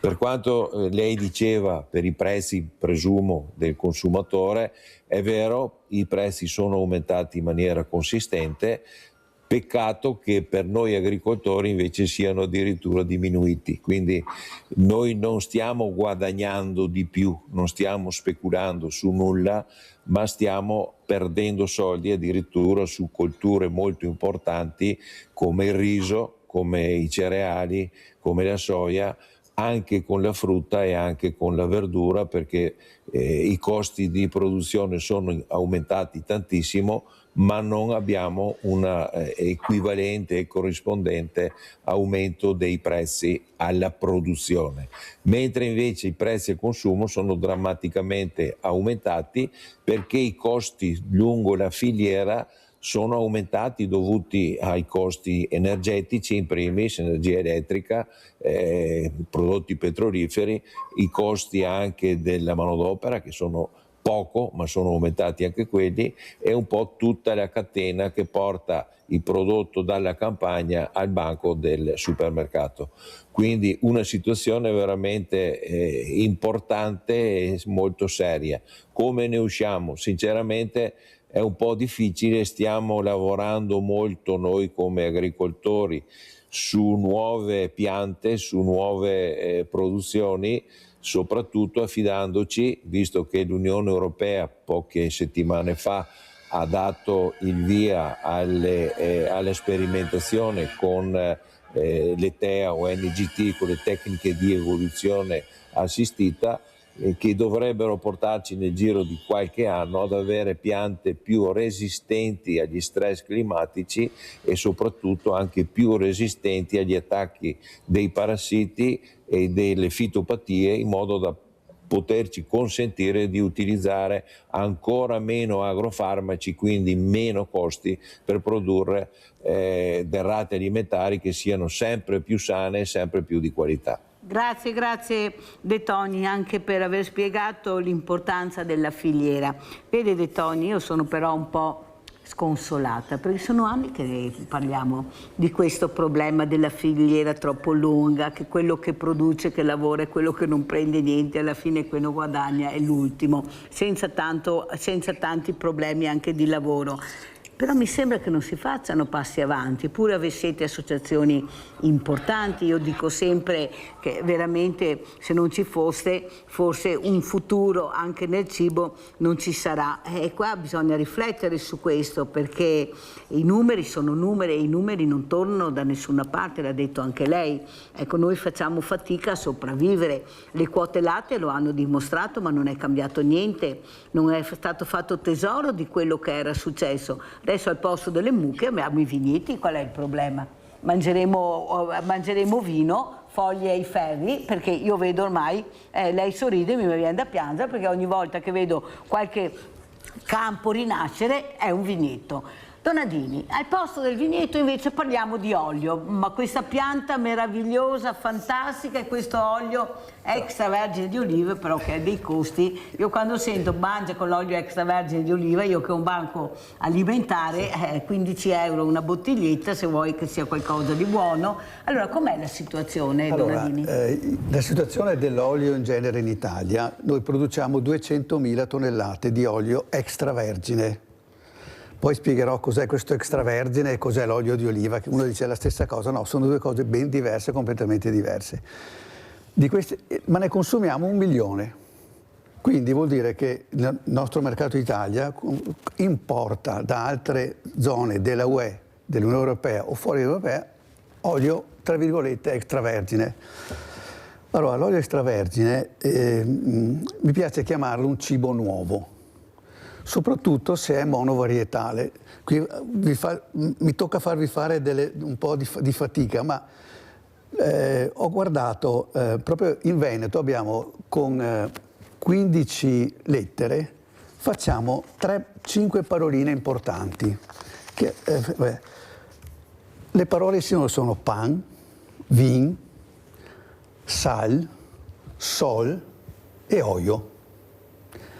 Allora, la nostra cultura veneta ha sintetizzato al massimo tutto questo e tutto il mondo del cibo. Perché il pan è il pane, e il pane oggi sappiamo quante varietà di pane esistono, non c'è solo la pagnotta e basta, ma il pane è diventato un alimento completo, diversissimo, arricchito da tanti altri. Il vino una volta era bianco o rosso. Adesso, da quando si fanno i vigneti, se c'è la selezione in purezza, c'è un mondo di vini enorme. Quindi abbiamo moltiplicato la potenzialità anche del vino come da abbinare bene al cibo. Il sale. Una volta c'era solo il sal grosso, anzi erano i monopoli.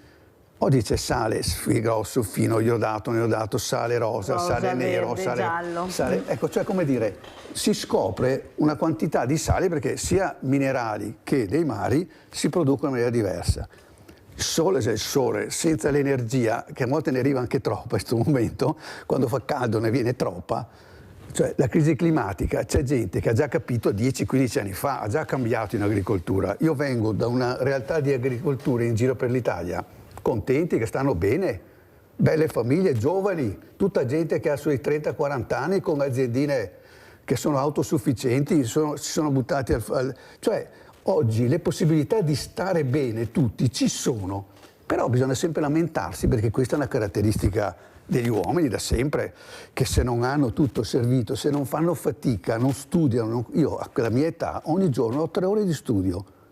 L'ho fatto sempre tutta la vita, ho fatto un'infinità di corsi diversi, proprio perché mi rendo conto che più sai, meno sai, e soprattutto sei più, casomai, pronto ad accettare quella che è la complessità enorme della vita di oggi, che richiede competenze mostruose che non ci sono.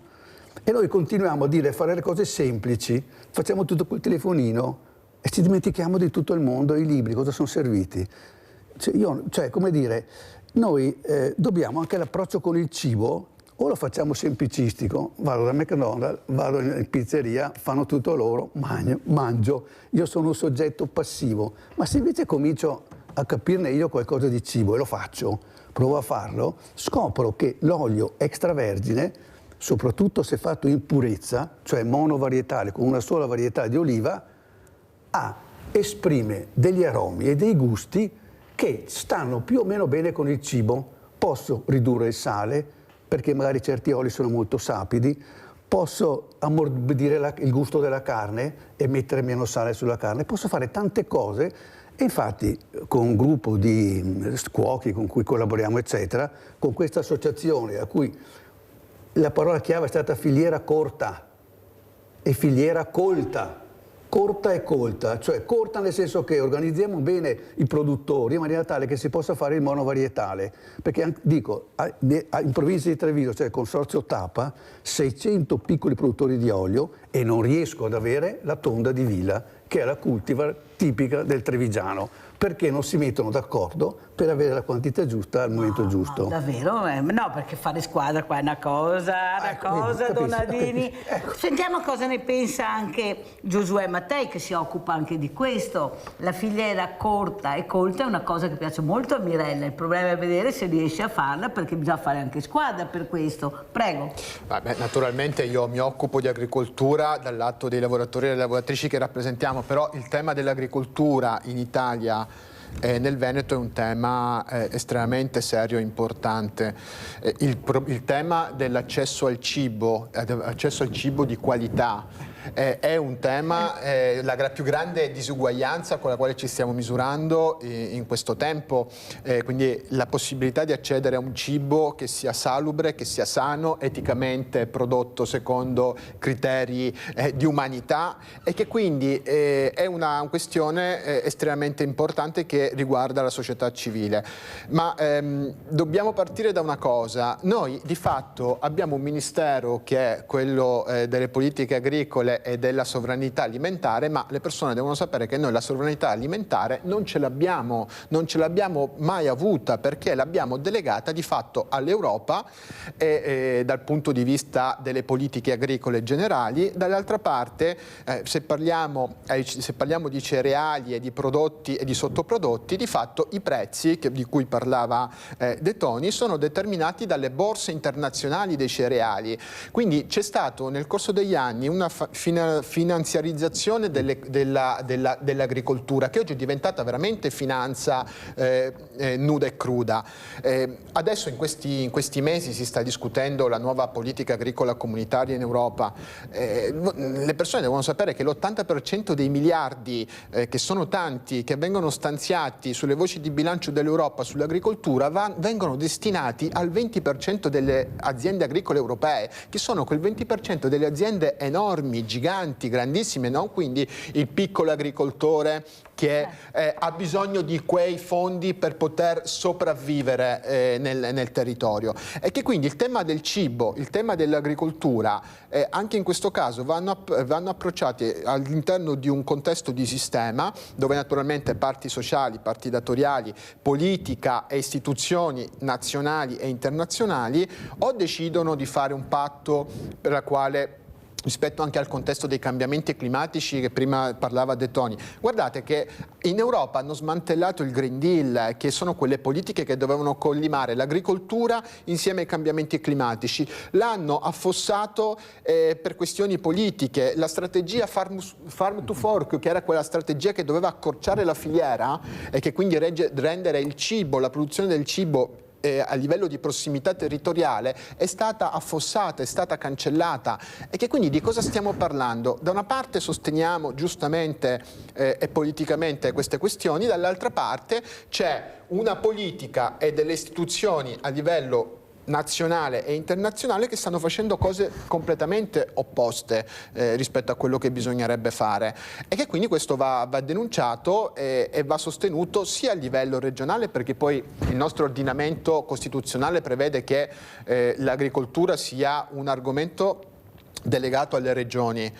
Poi in questa regione stiamo assistendo al fatto che abbiamo un territorio veneto che è destinato alla monocoltura della vite. Voi pensate che la vite in Veneto e il territorio è tanto quanto tutto il territorio di Roma, città metropolitana e provincia. Cioè, quindi stiamo parlando di una cosa estremamente enorme. L'altra parte abbiamo soia e cereali che non sono destinate all'uso umano, solo al consumo di mangime per bestiame, e che quindi, se come dicevi tu Mirella, noi stiamo organizzando un'agricoltura che non è più per sostenere il fabbisogno umano, ma un fabbisogno che è estraneo, è terzo, e questo è un problema. Allora, il nuovo presidente della regione Alberto Stefani dice anche questo: il lavoro è cambiato, ora servono più welfare, previdenza e sostegni, è quello che parlavamo adesso. E allora, De Toni, come la mettiamo? Come fanno forse farete capire e faranno gli agricoltori per far sì che questo lavoro venga finalmente rispettato e veramente premiato? Perché io dico sempre che noi ci lamentiamo, però se non ci fossero questi agricoltori, se non ci fossero queste persone che lavorano, poi ne parleremo De Toni, perché io ho toccato con mano quella che è la realtà di questi ragazzi che vanno nei vigneti a lavorare, addirittura qualcuno si porta via l'acqua perché non hanno neanche l'acqua, oppure dopo il lavoro devono pulire la piscina, la villa. No, perché queste sono le cose che bisogna anche dire che si sentono di questi grandi imprenditori. Per carità non saranno tutti così, però noi andiamo a vedere dove non funziona, e soprattutto il rispetto di questo lavoro. E se non ci fossero queste persone, chi va a raccogliere i prodotti? Ecco, come siete messi? Prego De Toni. Allora, per quanto riguarda la manodopera siamo messi male, nel senso che è sempre più difficile trovare manodopera, soprattutto per la raccolta, nei momenti di massimo bisogno, raccolta dell'uva piuttosto che delle mele, delle pesche, delle fragole, eccetera. Abbiamo bisogno di manodopera, che manodopera dobbiamo rivolgerci a nazioni estere, a mercato estero, perché in Italia non si trova più manodopera disposta a fare questo tipo di lavoro, che purtroppo è un lavoro stagionale, quindi che dura poco e non ha possibilità di essere protratto nel tempo, nel senso che nel momento in cui abbiamo raccolta abbiamo bisogno di 50 persone per un mese, che poi non possono essere assunte per tutto l'anno, e questo è un grosso handicap, per cui abbiamo bisogno di manodopera diciamo stagionale, che non sempre si trova.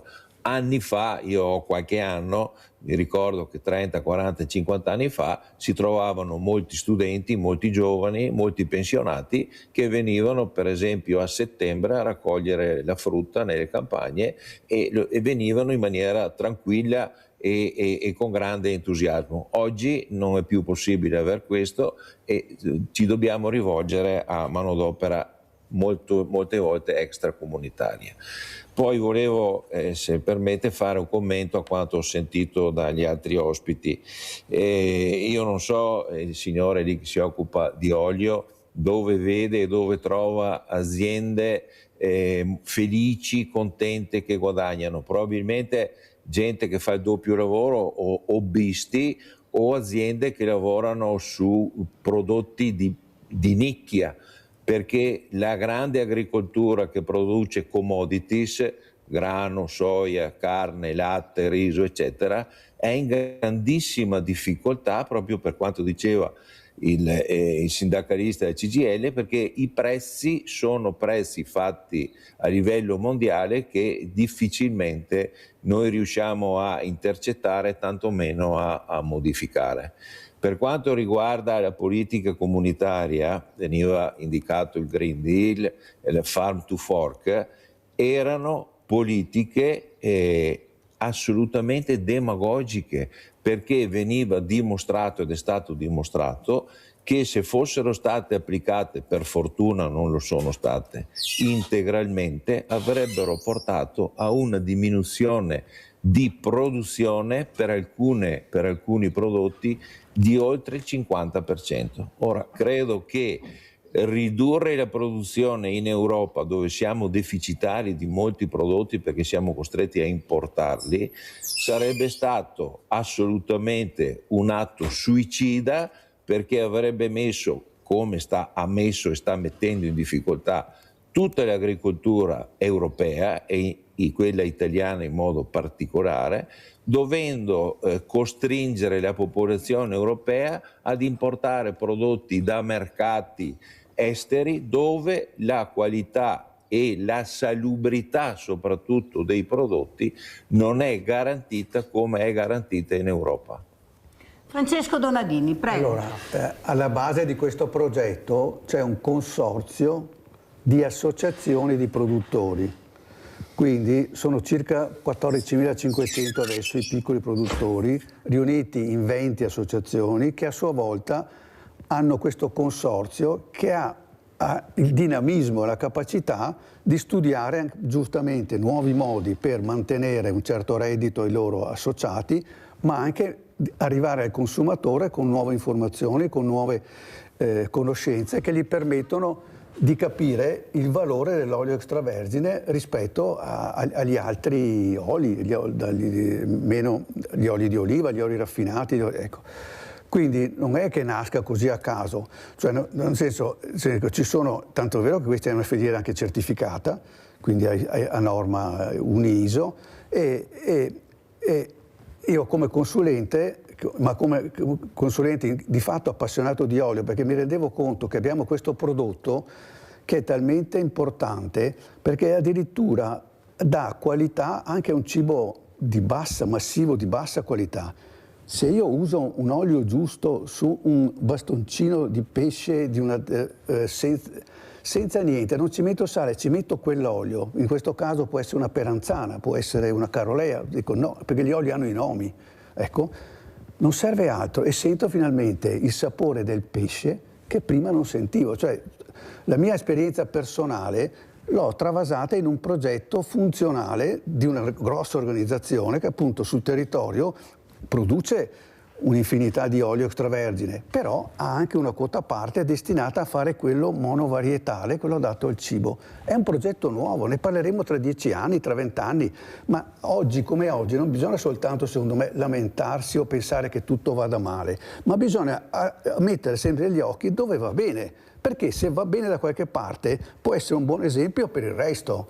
Cioè, lo so che la finanziarizzazione e la grande distribuzione nei confronti del piccolo produttore, però ci sono realtà in Germania in cui il piccolo produttore ha uno spazio specifico dentro la grande distribuzione. Perché non si fa in Italia una cosa del genere?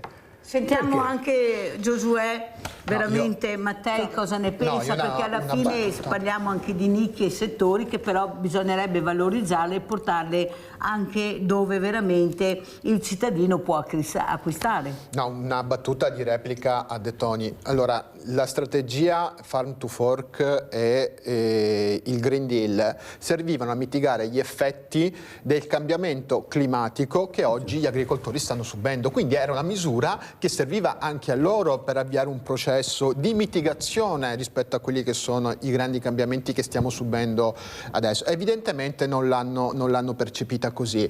L'altra cosa estremamente seria è che la strategia, il Green Deal prevedeva il dimezzamento dell'utilizzo dei pesticidi. Per esempio, molti di questi pesticidi che vengono utilizzati anche in agricoltura, per esempio nelle grandi culture vitivinicole, eccetera, eccetera, sono già stati riconosciuti cancerogeni, perché per esempio hanno prorogato l'utilizzo del glifosato che autorevoli istituti nazionali e internazionali hanno riconosciuto come cancerogeno, e noi continuiamo a errorare terreni e colture con questi veleni che poi uccidono la biodiversità, uccidono gli impollinatori, e inquinano il terreno e fanno ammalare le persone. Se vogliamo andare avanti così, prego, ma noi non vogliamo di fatto compromettere la salute del territorio e la salute delle persone per una lobby che francamente fa gli interessi di pochi e non gli interessi di tutti.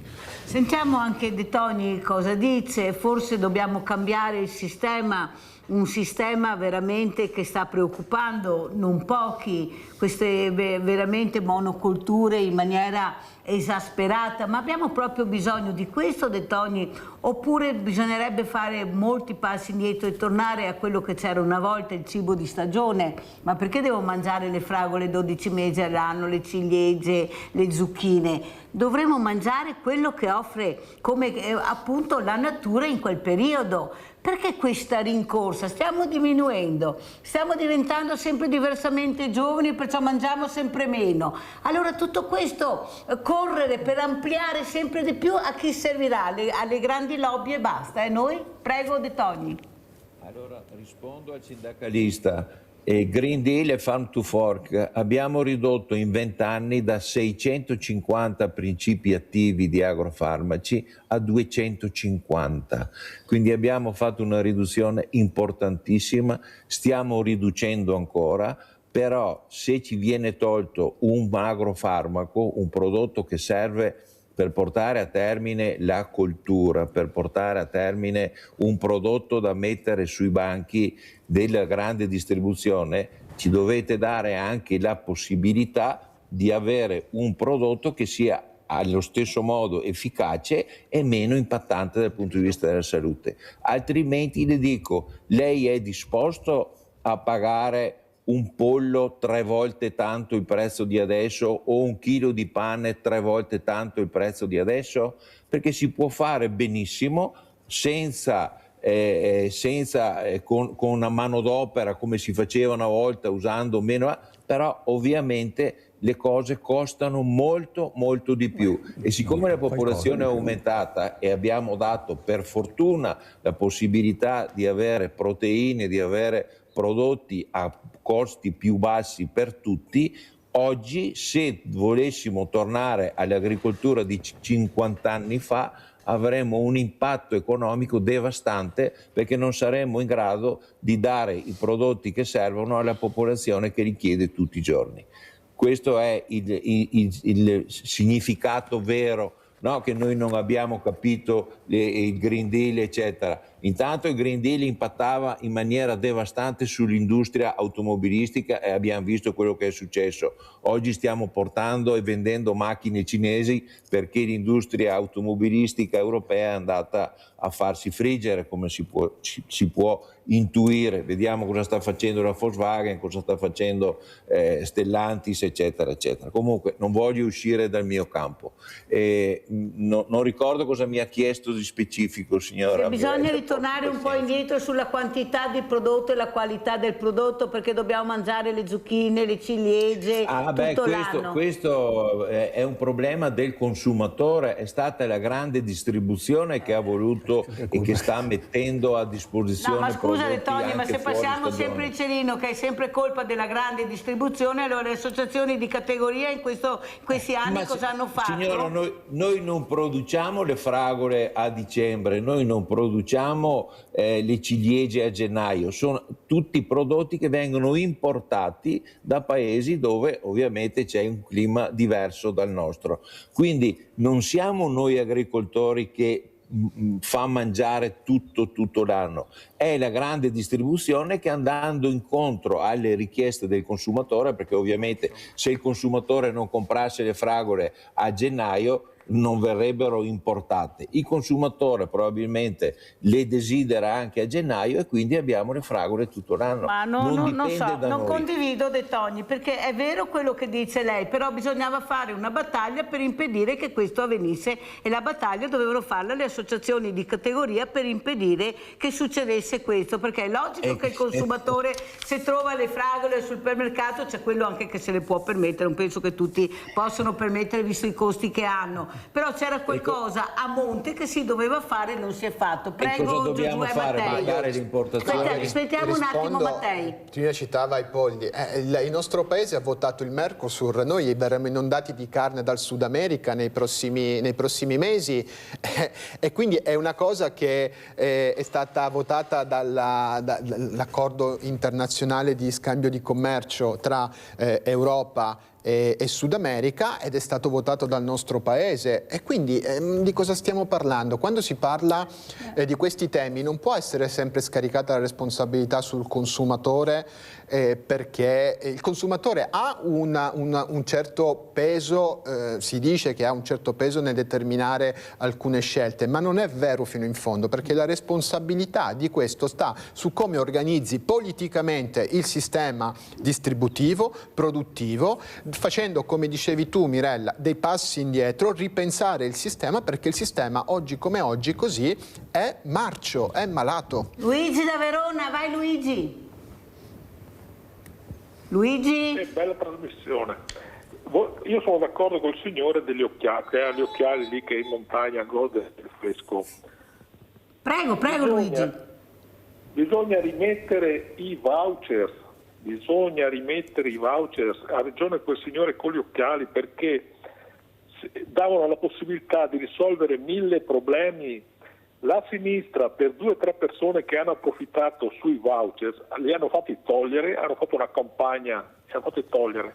È stato un errore gravissimo. Il signore è in montagna, ad esempio adesso, su in montagna si lamentano tantissimo perché non c'erano più i voucher. Ci sono lavori di 2 o 3 ore, chi chiamiamo a farli? Mettiamo uno a stipendio fisso per 6 mesi, quanto viene a costare quel prodotto? Ha ragione lui, ci stanno vendendo le macchine cinesi a 12.000 euro, quindi gli stipendi italiani sono troppo alti, altro che aumentiamo, siamo quelli che guadagniamo meno in Europa. No, in Europa, in Moldavia guadagnano 300 euro al mese, in Romania 400, per quello i nostri industriali portano lì le aziende, poi portano qua i prodotti, perché hanno voluto le frontiere aperte, quindi c'è libera circolazione di mezzi e di persone, e porteranno questo. Vanno rimessi i vouchers e la gente, così i giovani possono andare a fare quelli che sono a casa da scuola, come facevo io, vanno a lavorare nei campi, a raccogliere meloni. Non abbiamo bisogno di nessuno che ci venga a raccogliere i pomodori, perché io a 13 anni andavo io e abbiamo sempre mangiato frutta e verdura. Adesso non si va più, perché mancano i sistemi tipo i voucher. Rimettiamo i voucher. Grazie e buona giornata. Grazie Luigi. No, Giuseppe, Mattei, bisogna rispondere a Luigi, prego. Ma le do una notizia a Luigi: i voucher sono stati giustamente, sottolineo, cancellati nelle forme e nelle modalità che conoscevamo fino a circa 10 anni fa, perché c'era un abuso. Solo in Veneto sono stati emessi nell'ultimo anno 500 milioni di voucher che venivano utilizzati in maniera indiscriminata e assolutamente non adeguata. Ma perché erano nati per un determinato periodo e dopo... I voucher continuano a esserci, perché si chiamano in un'altra forma, che si chiamano presto adesso, prestazione occasionale, quindi si possono continuare a utilizzare, ma il problema non è il voucher. Tu puoi anche rintrodurre il voucher, ma se tu non hai le persone che sono disponibili ad andare a spaccarsi la schiena nei campi, è inutile che fare questo tipo di ragionamenti, perché oggi abbiamo necessità, come diceva De Toni, di manodopera stagionale in maniera tempestiva, in maniera veloce, disponibile anche ad accettare a condizioni che oggi i nostri giovani giustamente dicono non sono più disposti ad accettare, che quindi il problema non è tanto come li pago, ma il problema è organizzare il mercato del lavoro in Italia e in Veneto rispetto al tema dell'agricoltura. E oggi purtroppo si utilizzano in qualche misura lo strumento dello sfruttamento lavorativo, che ormai è diventato, come dire, una parte estremamente seria e importante nel sistema produttivo di questo settore, e che quindi bisogna togliere anche un velo di ipocrisia rispetto a come si utilizzano queste forme di manodopera. Donadini, allora il giovane vuole essere anche intrigato. Abbiamo sentito delle persone che lavoravano su istituti bancari che hanno deciso di dedicarsi all'agricoltura, perché non sono più i giovani di una volta. I giovani di oggi non lavorano per vivere, vivono per lavorare, tutto è diverso, vogliono il loro tempo libero, vogliono avere soddisfazione. Ecco, e l'agricoltura sta nascendo anche su questo, come giustamente stavi spiegando. Sono un testimone nel mio girovagare per l'Italia a caccia fudante di piccoli produttori di qualità. ho trovato moltissime realtà di giovani nei posti più impervi, più strani. Mi ricordo sempre un'aziendina che producevano solo zucchine, 8 tipologie di zucchine sotto il Gran Sasso. Lui era un informatico e la moglie era una psicologa. Si erano trasferiti lì da Milano e avevano cambiato completamente la testa. Avevano il loro furgoncino e poi non esistono i circuiti alternativi, ci sono, per carità, sono piccoli. Io avevo fatto anche un modello PDE, piccola distribuzione evoluta. È un modello che ho cercato ma non ho le forze economiche però di fatto alla grande distribuzione organizzata si può opporre la piccola distribuzione evoluta, che è un sistema che mette insieme, tanto più oggi che grazie allo smartphone che tutti abbiamo potremmo sapere qual è il punto di riferimento più vicino a noi per ottenere quel tipo di prodotto. Cioè, la tecnologia di oggi, l'intelligenza artificiale ci aiutano moltissimo su questo. Rimane i problemi strutturali, come dice, se non ci sono le persone, i giovani sono pochi e in realtà oggi non ci rendiamo conto che i giovani, quelli in età tra 20 e 40 anni, 20 e 30 anni, sono veramente una minoranza rispetto a quelli che possiamo ricordarci, io che ne ho 74, capito? Cioè veramente sono pochi di numero. I miei figli sono tutti andati via da qua. Cioè io ce li ho uno a Londra, uno a Barcellona e quello di Milano è continuamente tra Milano e la Sicilia. Cioè fanno lavori e sono autonomi, sono completamente soddisfatti dei lavori che fanno. Ma perché? Perché da una parte è giusto ragionare in termini territoriali, nel senso che il Veneto dovrebbe esprimere delle reti proprie di distribuzione specifiche,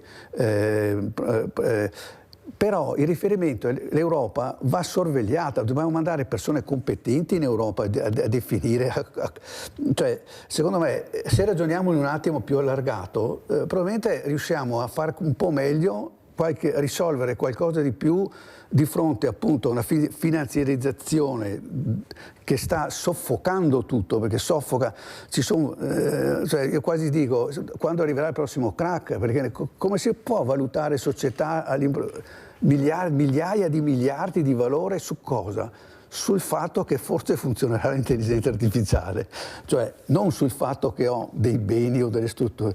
Cioè, dico, la complessità dovrebbe limitare un po' tutti, imparare un po' di meno e fare un po' di più. Cioè fare gruppetti di lavoro, perché è fondamentale, perché nessuno ha la verità, nessuno ha... Possiamo solo giorno per giorno modificare in meglio quello che abbiamo intorno a noi, però modificarlo in meglio, quindi troviamo quello che non va e aggiustiamolo. Lorenza da Treviso, vai Lorenza. Lorenza? Pronto? Sì, Pronto? Prego. Pronto? Lorenzo. Ah, Lorenzo, scusa, l'ho capito Lorenza. Lorenzo, prego Lorenzo. Prego. Allora, volevo riallacciare il discorso del lavoro in campagna. È vero che si fa fatica a trovare, però è un lavoro che molti andrebbero a fare se fossero tutelati e pagati giustamente per quello che è. Senza contare che d'accordo trovare le fragole in dicembre, la gente ormai non ha più idea neanche di quali siano i frutti o gli ortaggi di stagione, chi è che sa quando le melanzane si trovano o quando le zucchine si trovano. Quindi siamo inondati di prodotti che arrivano da ogni parte del mondo. Io ho lavorato un pochettino in campagna ed è stato anche bello, sono stato pagato bene, ho fatto la raccolta delle mele dove sono molto organizzati ed era anche piacevole, l'ho fatta anche qua a Jesolo, quindi bisognerebbe un attimo tutelare i lavoratori pagati, incentivati ad andare a lavorare, perché se vengono pagati poco è logico che uno non sta sotto al sole a staccarsi la schiena, tra virgolette, perché comunque il mio lavoro ha i suoi pro e i suoi contro. E tutelare anche i produttori, perché io ricordo tempo fa la battaglia che avevano fatto i produttori di radicchio di pioggia, ai quali veniva pagata una sciocchezza la merce e poi se la ritrovavano sui banchi dei supermercati a prezzi decuplicati. È ovvio che c'è questa discrepanza che non va bene a nessuno. Allora cerchiamo un attimino di vedere anche a che prezzo vengono imporre un attimino i prezzi sui banchi dei supermercati. Io vedo delle volte si trovano prodotti a cifre esorbitanti, cioè voglio dire, tanti rinunciano anche a comprarsi, non so, In questo periodo dovrebbero esserci le pesche, dovrebbero essere le stagioni, adesso credo, no? Eppure hanno prezzi esagerati. Oltretutto i prodotti che tante volte sono lì sugli scaffali da un sacco di tempo, quindi devi comprare dei prodotti che dopo un giorno cominciano a marcire. Perché ovvio a quel prezzo lì chi li compra non... Hai ragione, per non parlare del prodotto surgelato, no, che ti vendono come fresco, poi dura un giorno e poi lo butti via. Questo l'hai pagato e via. Grazie Lorenzo, ormai devo chiudere con De Toni. Allora, come chiudiamo, come ci saluta e cosa spera in futuro? Prego. Ma come ci salutiamo?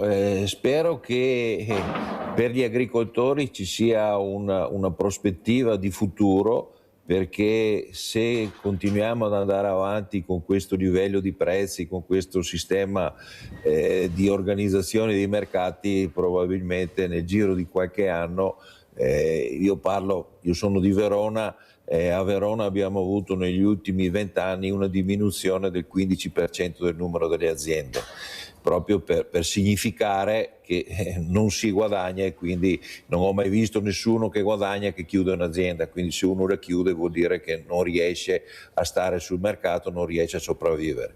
La speranza è che le cose possano cambiare e che anche gli agricoltori possano rimanere con dignità a esercitare il loro lavoro, il loro mestiere, continuando a fornire alla popolazione cibo di qualità e in quantità sufficiente. Altrimenti, come veniva ricordato, ci approvvigioneremo su mercati internazionali come col trattato col Mercosur. Ricordo al sindacalista che tutte le organizzazioni agricole italiane sono state contrarie all'applicazione del Mercosur. Abbiamo protestato più volte anche a Bruxelles, abbiamo bloccato le strade, ci siamo messi in discussione direttamente mettendoci la faccia, ma purtroppo il Parlamento europeo ha fatto quello che ha voluto. Gli interessi che muove il Mercosur sono molto più ampi rispetto a quelli dell'agricoltura, perché viene coinvolta l'industria farmaceutica, l'industria delle automobili, eccetera, eccetera, e quindi l'agricoltura quasi come sempre è stata messa sull'altare sacrificale e sacrificata a favore e a beneficio di altri comparti produttivi. Quindi non è vero che noi non ci siamo mossi, siamo tuttora contrari a questo accordo, perché permetterà di importare una valanga di carne e una valanga di altri prodotti che, ricordo, non hanno le stesse caratteristiche di salubrità e qualità di quanto è prodotto in Europa e in Italia in particolare. Ecco, vogliamo anche ricordare, De Toni, che abbiamo i nostri parlamentari europei super pagati. Certo, vorremmo anche capire che ci fosse più trasparenza su quello che firmano, perché non sappiamo mai, danno sempre la colpa all'Europa, però in Europa ci siamo anche noi con fior di parlamentari super stipendiati, perciò la trasparenza dovrebbe essere sovrana quando decidono di firmare quelle cose che nuociono anche al nostro paese. Questo non lo dice mai nessuno. Grazie ad Alberto De Toni, vicepresidente Confagricoltura Veneto, di essere stato con noi. Sentiamo come ci saluta Giosuè Mattei, segretario generale FLAI CGIL Veneto.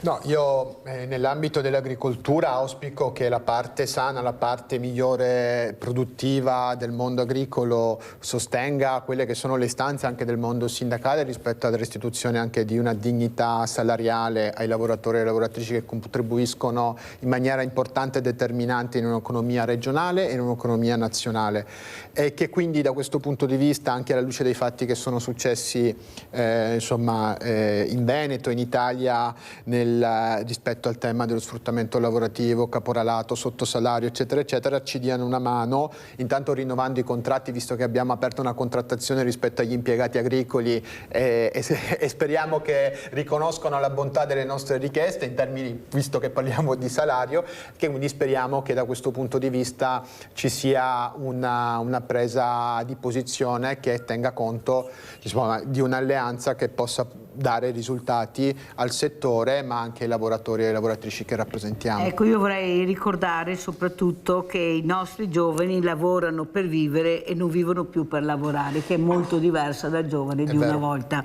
e questo lavoro deve dare anche soddisfazione e perciò se ne vanno, perché al momento risultati non ne vediamo, e questa purtroppo già ne abbiamo pochi. Se non riusciamo a tenere neanche quei pochi col giusto merito, sono giovani che hanno studiato, sono giovani che hanno titoli di studio importanti, perciò quando vanno negli altri paesi spiegatemi perché se li tengono così stretti, perché sono anche bravi, li formiamo anche bene e poi se ne vanno perché qualcuno li lascia andare. Grazie, grazie ai miei ospiti. Francesco Donadini rimane ancora con noi. Pubblicità. Grazie.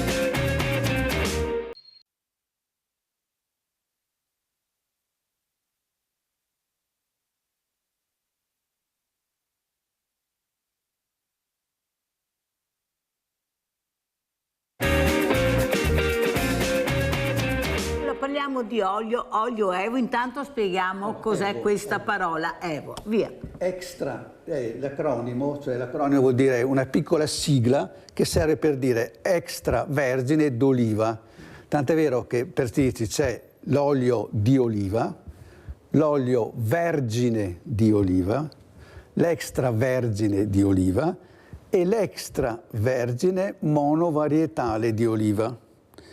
Questo anche a livello internazionale, Evo, addirittura si aggiunge un olio extra virgin olive oil, perché in Inghilterra, negli Stati Uniti, è Evo con uno in più. L'altro si chiama MEVO, monocultivar extra virgin olive oil. Vabbè, ma detto questo, la grande differenza è che in Italia il 96% degli italiani usa l'olio. Di questi metà sa che cos'è l'olio di oliva e l'olio extravergine, cioè l'Evo. Magari quelli che sanno che è l'olio extravergine non sanno che si chiama Evo, ma sanno cos'è l'olio extravergine, ma metà solo. Per gli altri sembra la stessa cosa, mentre l'olio di oliva è un olio raffinato, non perché raffinato è super, ma raffinato perché oggetto di raffinazione, cioè sono oli che una volta o erano lampanti, perché l'olio ha una storia millenaria, è servito a dare luce. Se noi proviamo se noi torniamo indietro di 300 anni, 500 anni, 1000 anni, non c'era la luce, non c'erano i lampioni, non c'era la luce. Vi rendete conto che mondo diverso era? La notte era la notte, il buio terribile. Per carità, si vedevano le stelle perché era anche, non era inquinato. Ma era buio. Ma era buio. I briganti si muovevano di notte, era buio. Nessuno con la pila li avrebbe inquadrati. Ecco, quindi per millenni l'olio ha fatto la fortuna perché era l'unico sistema. Per di più l'olio di oliva fumava poco, puzzava, non rivelava gli affreschi delle nostre cappelle, le chiese. Pensate cosa voleva dire illuminare ambienti di quel genere. Quindi l'olio, il suo grande valore economico, le navi che giravano per il Mediterraneo piene di olio erano soprattutto per l'olio da lampade. Allora l'olio da lampade non è commestibile, bisogna farlo perché è un olio anche franto in maniera un po' artigianale, come dire, non dico artigianale perché sennò offendiamo gli artigiani, ma in maniera così un po' ci sono voluti lì millenni, perché è da 70-80 anni a questa parte che è cambiato totalmente il modo di frangere o molire l'olio, perché si sono stati introdotti nuovi frantoi meccanici, addirittura la novità di adesso sono i frantoi nutraceutici, cioè per fare l'olio nutraceutico, perché lavorano addirittura sotto i 20 gradi, cioè tutta la lavorazione dell'olio. Poi l'olio, noi siamo abituati a vedere, pensiamo, c'è una bella pubblicità che ci fa vedere la mano che stringe le olive. Secondo voi cosa viene fuori da una mano che stringe le olive? Cosa viene fuori? Acqua sporca, non viene fuori olio. L'olio avviene quando un enzima che è presente sulla buccia dell'oliva viene in contatto con un enzima che è presente nel nocciolo, Quindi ci vuole uno schiacciamento perfetto, si chiama gramolatura, per cui lo schiacciamento non deve essere né troppo forte, perché quindi il mastro oleario, chi lavora nel frantoio, è la persona fondamentale. Se c'è un bravo mastro oleario si ottiene un ottimo olio. Posso aver fatto io il mio olio perfetto, senza indenne, bellissime olive, il mastro disattento me lo rovina, non fa un buon olio. Una curiosità, Donadini, ma l'oliva deve essere raccolta cruda, verde o matura? Perché anche qua c'è un bel l'olivo. Avete visto perché gli olivi sono belli? Perché hanno sempre una bella chioma. Prima di tutto, innanzitutto gli olivi sono diversissimi dal punto di vista della tipologia della varietà. Cioè se ho una determinata varietà, sono tutte foglie lanciolate, ma sono foglie diverse, più strette, più larghe, e anche le olive non sono tutte uguali, tutte ovali e basta, verdi o nere, perché nera è quando è molto matura, verde è quando ancora, diciamo, nella fase come di un frutto crudo, ma un frutto crudo comunque ce l'ha l'olio. Tant'è vero che gli oli da frutto crudo sono gli oli più intensi, gli oli da frutto maturo sono gli oli anche più delicati. Ecco, però la frangitura moderna fa sì che lavorando al massimo a 27-28 gradi, tutto il processo fa sì che anche tutte le vitamine, tutti i principi bioattivi presenti nell'oliva mi rimangano nell'olio, perché sotto i 40, qualsiasi, se io mi faccio una passata di pomodoro con i miei pomodori, devo per forza bollirla, eccetera. Quindi le vitamine e tutte le cose buone di quei pomodori non ci sono più. Ci sarà il gusto, ma non ci saranno più. Mentre nell'olio, nell'oliva, mi rimangono. L'oliva è l'unico frutto al mondo che non ha né sale né zucchero, però ha molto aroma. E quindi è questo aroma che è diverso da tipologia di oliva e di oliva, e da cui è nato il progetto di un nuovo tipo di olio, cioè è il monovarietale. Cioè come si fa il vino in purezza, si fa anche l'olio in purezza. Faccio con un solo tipo di oliva, con piante di una sola tipologia di varietà. Allora viene fuori il gusto. Fatto questo, c'è tutto un lavoro che sta facendo il CNR di Bologna, sta facendo altre associazioni per capire gli abbinamenti gusto-cibo. C'è ancora Lorenza da Treviso in linea? Pronto? No. Allora, quello che volevo anche capire è anche l'importanza di questa pianta, una pianta bellissima, meravigliosa, ecco, è nella storia, chi non conosce l'ulivo benedetto, è una pianta però che Donadini spiegava molto, dottor Donadini, che ha bisogno di cure. Ecco, parlare alle piante, parlare all'ulivo, quanto importante è?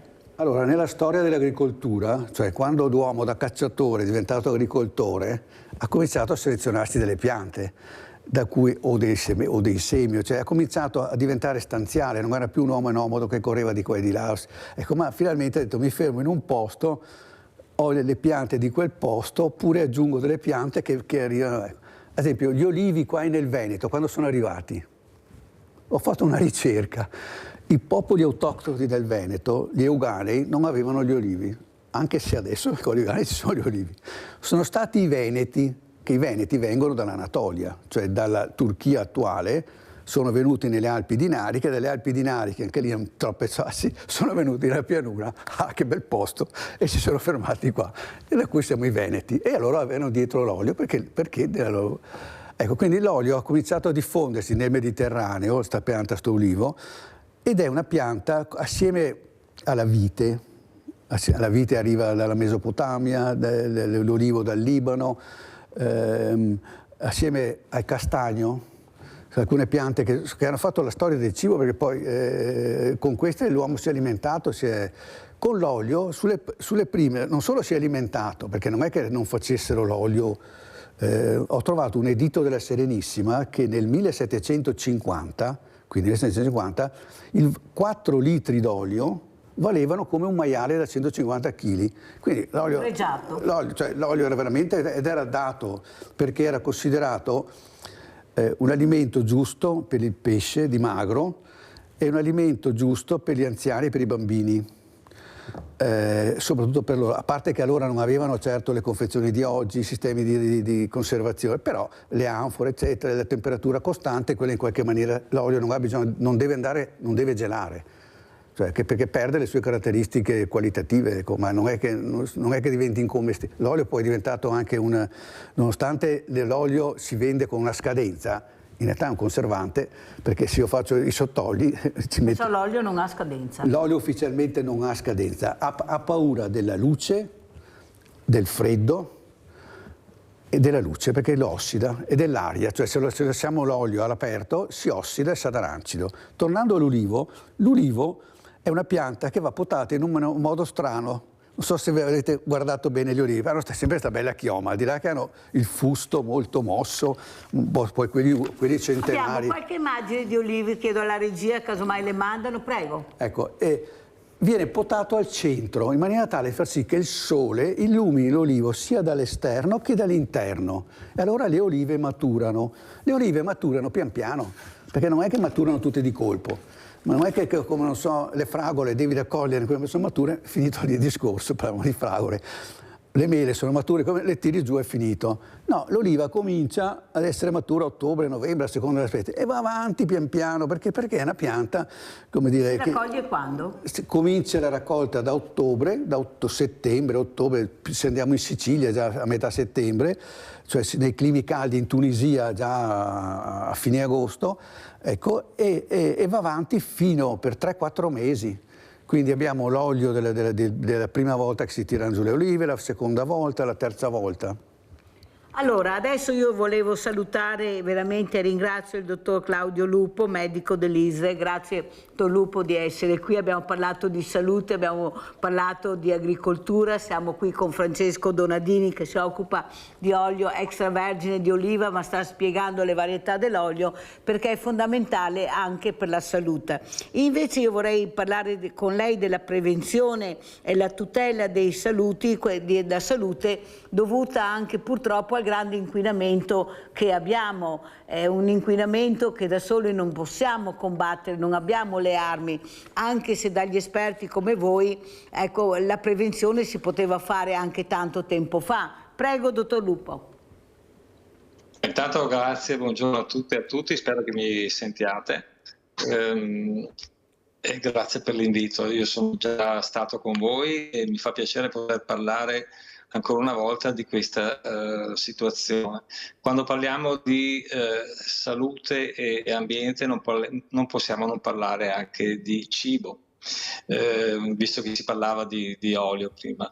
E negli ultimi anni sicuramente finalmente si è centrata l'attenzione sul fatto che il sistema corpo umano è un sistema inserito in un altro sistema che si chiama ambiente e di cui facciamo parte, e se si ammala quel sistema ci ammaliamo anche noi, in sintesi proprio. Quindi dobbiamo un po' cambiare la prospettiva su questo. Abbiamo condizionato sempre di più, facendo ammalare l'ambiente, la possibilità di avere una salute integra, quindi ci ammaliamo più facilmente a causa di problematiche ambientali. E questo influenza non solo la nostra salute, ma anche la salute delle generazioni successive, perché ci sono una serie di processi immunitari, metabolici, che legati anche allo scorrere della vita, all'invecchiamento, che possono subire danni proprio per l'ambiente inquinato.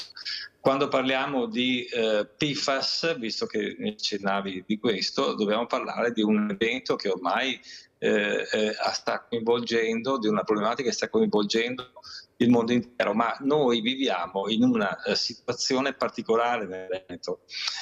Questo disastro di cui si continua a parlare come se fosse un'emergenza non può più essere considerato un'emergenza. Abbiamo la parola prevenzione, che dovrebbe essere il pilastro quando parliamo di salute e di medicina, e purtroppo in questi giorni stiamo leggendo dei titoli di giornale, varie testate, anche a livello nazionale, che parlano, faccio un esempio si parlava prima di olio, io parlo di uovo.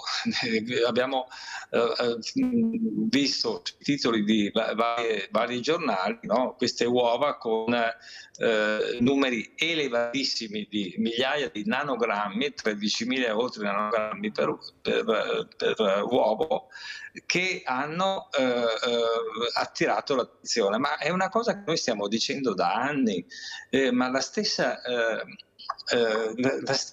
amministrazione pubblica della regione aveva dato delle indicazioni che però poi sono rimaste carta silente, non si è dato conseguenza anche alle delibere proprie, no? Cioè il fatto che bisognava stare molto attenti, fare delle valutazioni in questi termini sugli alimenti, e non sono ancora oggi state fatte.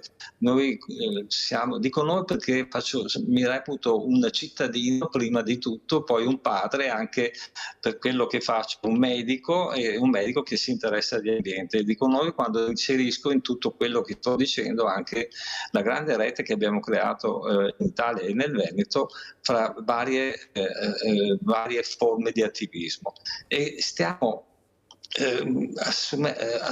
osservando un silenzio totale su questi problemi enormi. Non possiamo meravigliarci più che troviamo un alimento con un numero esagerato di PFAS, perché fra l'altro quelle uova di cui si sta parlando sembra che fossero addirittura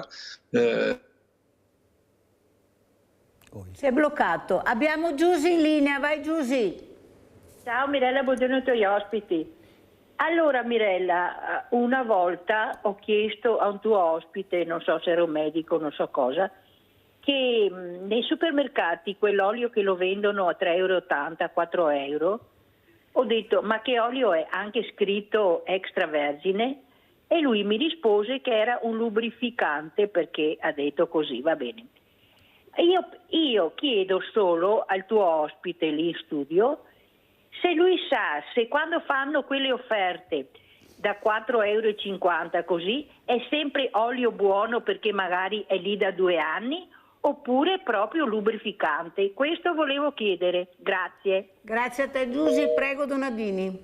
Allora, l'olio in questo momento, siamo a luglio 2026, il prezzo dell'olio extravergine d'oliva in Italia è intorno ai 9 € al chilo. Questo prezzo al produttore, quindi da lì bisogna poi considerare tutte le aggiunte, il scatolamento, quindi un buon olio extravergine di oliva assolutamente in negozio non può costare meno di 15-20 €. Cioè non esiste. Tutte le forme di prezzo più basso sono alterazioni. La parola lubrificante, per carità, la parola lubrificante, cioè chi l'ha detta adesso, indica qualcosa che non serve a nulla, ma non indica qualcosa di non commestibile, cioè non indica qualcosa che faccia male, ma non serve a nulla, nel senso entra ed esce. Ecco, questi oli che costano poco sono fatti così. A volte sono frodi, perché se scrivono olio extravergine d'oliva e si fa l'esame, ma siccome le frodi poi è una multa, chi l'ha messo in vendita rischia volentieri, tanto non se la cava con una multa, non è che gli tolgono la licenza di vendita. Ecco, questo è il dramma. Avete capito? Ecco, adesso probabilmente in futuro avremo dei sistemi ancora più aggiornati, migliorati, attendibili per dire subito se questo è un olio. D'altronde ve lo insegno anch'io in un attimo. Se voi mettete l'olio in bocca, mettete una goccia di quell'olio in bocca, un cucchiaino di quell'olio in bocca e tirate su tra i denti l'aria e non sentite niente, né un pizzicorio, né niente, quello non è olio di extravergine, è un olio di oliva raffinato, un olio come dire, raffinato vuol dire che è un olio che aveva dei problemi e che è stato messo a posto dall'industria con dei sistemi di deodorizzazione tecnici. Però non è un buon olio. No, non è un olio che aggiunge qualcosa al cibo, entra ed esce. Basta. Quindi non vorrei demonizzare il prezzo, far capire al consumatore, ma questo mi piacerebbe con il medico, i medici questo dovrebbero insegnare ai loro come dire. Sentiamo Lupo che è tornato, dottor Lupo, la cosa prevenzione, dice? Imparate a distinguere la un prevenzione. olio aiutare i medici, aiutare i cittadini a distinguere l'olio da un olio raffinato a un olio extravergine. Possibilmente comprate l'extravergine, comprate, magari non costa più quella cifra lì, ne costa di più, però ne usate di meno perché l'extravergine ha sapore. Ecco, cioè, c'è tutto se facciamo il food cost, cioè il costo, in realtà da una parte all'altro olio ne butti tanto e non fa niente. Di qui lo usi col contagocce come fanno gli americani. E funziona? E funziona.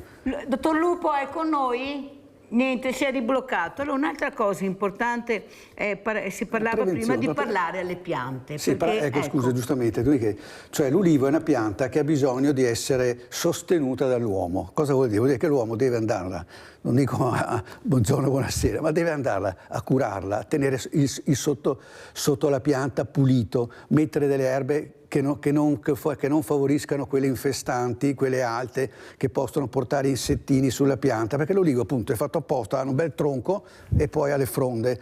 Di per sé o è un insetto che vola, o altrimenti gli altri insettini difficilmente salgono nell'olivo.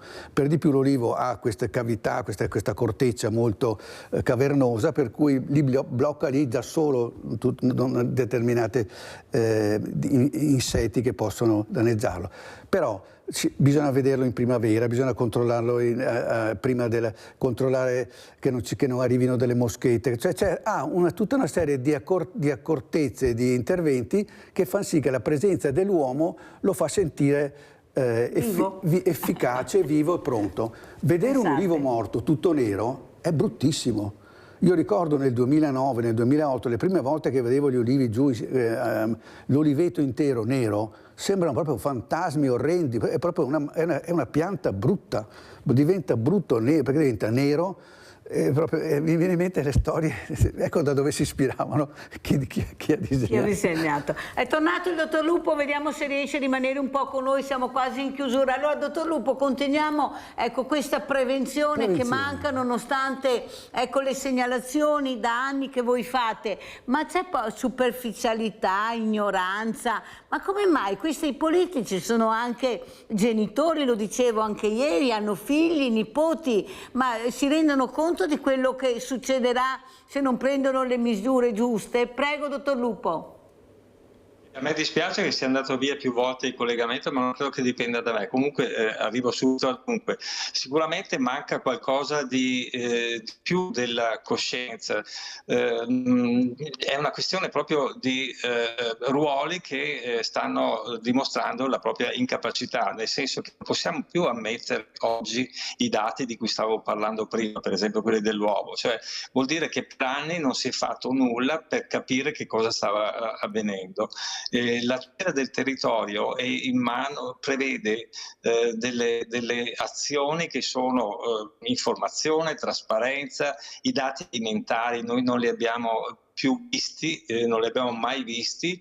La tutela del territorio vuol dire anche usare strumenti come il BIA, il BIS, cioè anche la valutazione di impatto sanitario, per esempio, su tante cose che avvengono, non viene mai fatta, la tutela del verde, eccetera.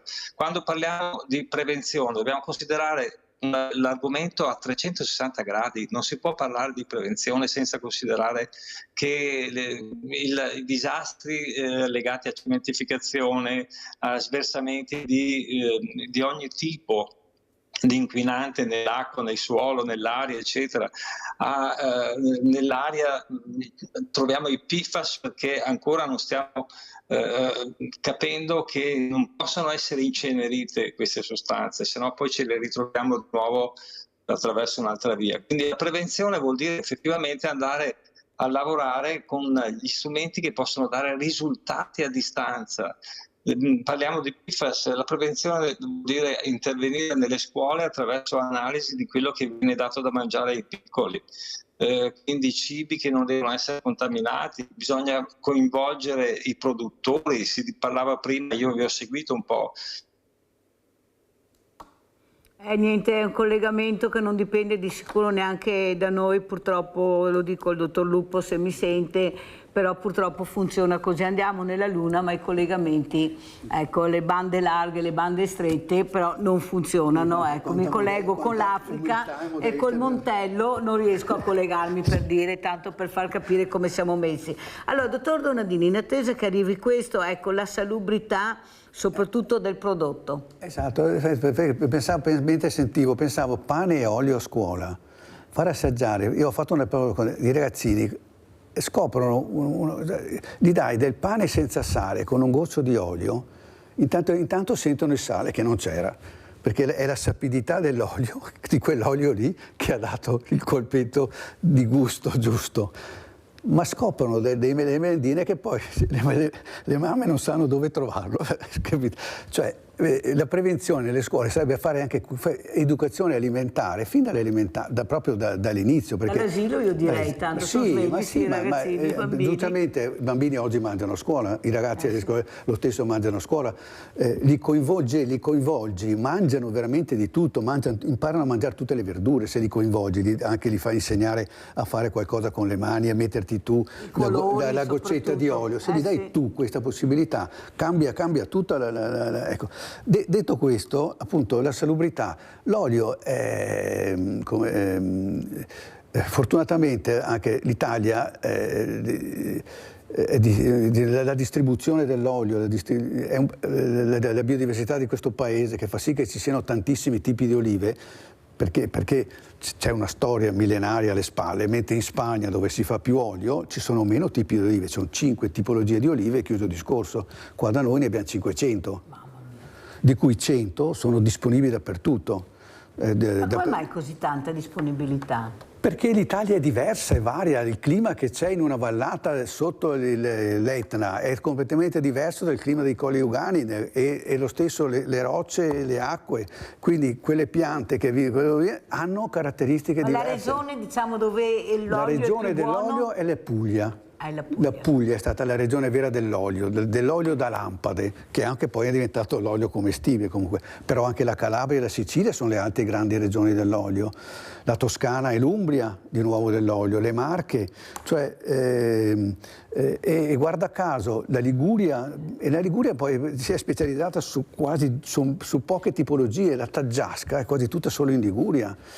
Il lago di Garda, ma il lago di Garda è bello perché ha varietà diverse a seconda della sponda, ha le varietà delicate su tutta la sponda bresciana, ha le varietà toste sulla sponda veronese. Cosa vuol dire? Vuol dire che gli olivi che stanno più al freddo, non è vero che fanno anche un olio più robusto, più forte. La Casaliva, che è l'oliva tipica della zona del Garda del nord, è come la Coratina di Bari, che è l'altra oliva, come dire, robusta. Però la Puglia regna sovrana. La Puglia è la più grossa, diciamo che fino a 50 anni fa tutto l'olio, il grosso dell'olio era tutto pugliese, poi invece pian piano, cioè, anche lì si sono estese.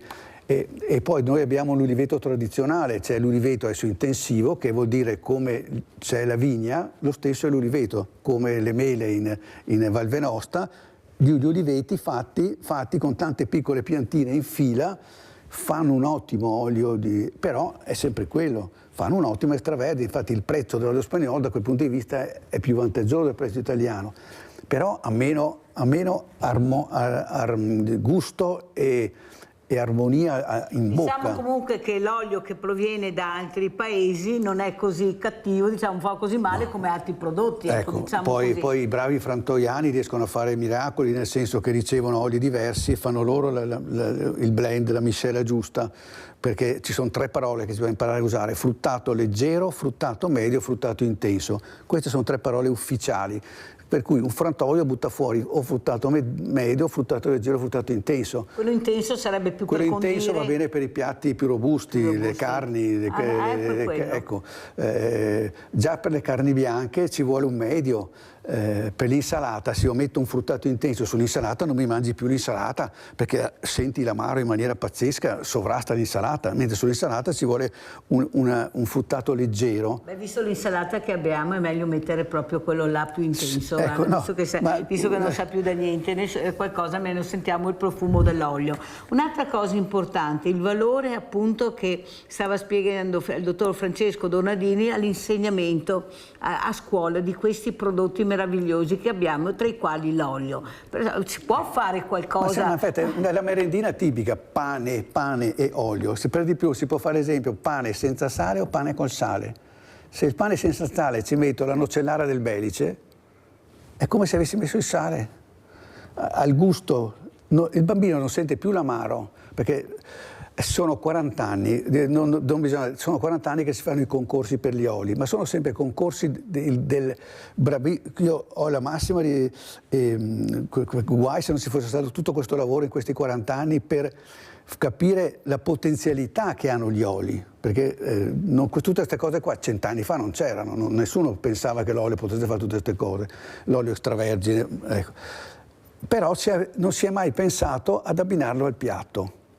Allora io come consumatore invece avevo sempre questo chiodo fisso e andavo a chiedere ma a cosa serve? Chiedevo sempre, ma questo qui che ha vinto la medaglia d'oro, a cosa serve?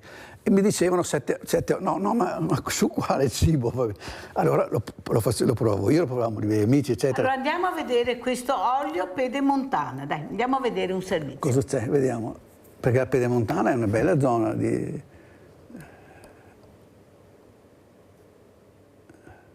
L'annata olearia è tutta da decifrare fra vecchie minacce e nuove mattane del clima, ma sulla produzione dell'anno scorso tutti sono d'accordo e soprattutto sulla qualità media molto alta raggiunta dai produttori della pedemontana veneta.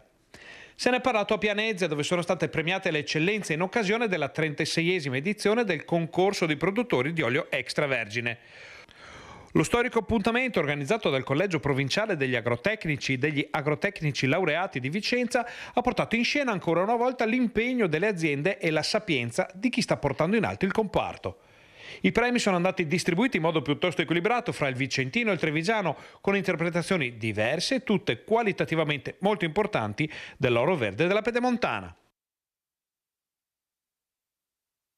Anche a questo premio Olio dei Colli che è importante, poi commentiamo. Sarà il presidente del Veneto Alberto Stefani a presiedere la giuria che il 21 maggio prossimo a Villa Beatrice d'Este a Baone proclamerà il vincitore della 28esima edizione del premio Olio Euganeo. Il premio, istituito dal comune di Galzignano Terme, si svolge in collaborazione con i 9 comuni del territorio dei Colli e ogni anno incorona il miglior olio extravergine d'oliva ottenuto da olive prodotte e trasformate nel territorio del Parco Colli. Quest'anno abbiamo 32 aziende partecipanti, non sono tantissime perché effettivamente la campagna olearia dell'anno scorso non è stata delle migliori, però effettivamente abbiamo anche quest'anno delle eccellenze. Il 21 presso Villa Beatrice oltretutto avremo poi la proclamazione di quelle che sono le 3 aziende vincitrici e sicuramente saranno i 3 oli migliori dei Colli Euganei e soprattutto del Veneto. La coltivazione dell'olio d'oliva nell'area dei Colli Euganei ha origini sin dalla preistoria per la fertilità dei terreni. Il nostro è un olio considerato fra i fruttati leggeri che ha delle caratteristiche però molto importanti, mantiene la sua freschezza, il suo sapore e sentori di verde, di erba tagliata nel tempo, cosa che magari altri oli possono essere più intensi appena franti o a breve. I nostri oli hanno proprio questa caratteristica, dovuta a cosa? Dovuta al fatto che noi siamo in un clima abbastanza freddo. Il premio Olio Euganeo anche quest'anno ha ricevuto il patrocinio della provincia. Questo concorso è nato diversi anni fa, anno dopo anno ha portato in luce, in risalto quelli che sono gli olicoltori del nostro territorio, ma soprattutto la grande eccellenza dell'olio dei Colli Euganei, quindi la provincia è lieta di sostenere questa iniziativa. Allora io ringrazio il dottor Lupo, ma faremo un altro collegamento perché adesso appunto non lo vediamo, perciò dottor Lupo la ringrazio, ma è importante la sua presenza, perciò spero che lei ritorni con un collegamento migliore, perché non è da noi, non è da lui, però purtroppo il collegamento non c'è. Grazie dottor Lupo. Allora, dottor Donadini, dopo aver visto questi servizi mi ha dato questi fogli che io non so se faccio in tempo a leggere. Ad esempio, sulla bottiglia dovete vedere cosa è scritto, perché è scritto. Ad esempio, se è scritto Ogliarola Barese è per carni bianche, Cerasuola per pesce alla griglia, Ortice per verdure e zuppe, Nocellara del Belice per pani e crostini, Coratina per carni rosse, Biancolilla per insalate e verdure, carolea per pesce di mare, ravece per pizze e pinze. Perciò se trovate questi nomi capite che olio avete. Prego Donadini, come chiudiamo? Perché ormai siamo in chiusura. Sì, noi appunto abbiamo un nuovo alimento, cioè l'olio extravergine d'oliva monovarietale, che ha un nome: coratina, oliarola, cerasuola, cioè le olive hanno un nome ed è la varietà. Questa varietà, quando l'olio viene preparato, è ideale, è indicata per determinati cibi. L'oliarola barese per le carni bianche, la coratina per le carni rosse, la peranzana o la carolea per il pesce di mare, la cerasuola per il pesce alla griglia, perché mi toglie l'amaro della griglia. È venuto fuori sto scherzo, non si sapeva. Quindi al di là, cioè, oggi il futuro dell'olio non è più generico, ma è monovarietale. Probabilmente ci vorranno 10 anni perché arrivi, perché tutti quanti lo possono trovare. Io, cioè, come dire, per il momento è un progetto che sta partendo, sta cercando dei punti nel territorio, e in futuro mi auguro che tutti quanti comincino a capire l'olio come un partner per la propria salute, perché oltre ad essere appunto un prodotto ricchissimo di omega 3, di antiossidanti, fa bene a chi ha problemi cardiologici, tanti ne parlano bene. I medici dovrebbero aiutare a farci, soprattutto nella prevenzione, a farci capire che non compriamo l'olio di oliva, che per carità l'olio di oliva effettivamente va bene solo per friggere, perché non ti dà niente, perché è un olio neutro, mentre questi oli sono ricchi di sostanze attive, bioattive, che fanno bene al nostro organismo e addirittura possono ridurre il consumo di sale. Perché la loro sapidità, perché mettiamo troppo sale. Un hamburger, metti la coratina sull'hamburger all'inizio e alla fine, vedrai che rispetto al sale che mettevi prima, se prima mettevi un cucchiaino, adesso te ne basta 2 granelle.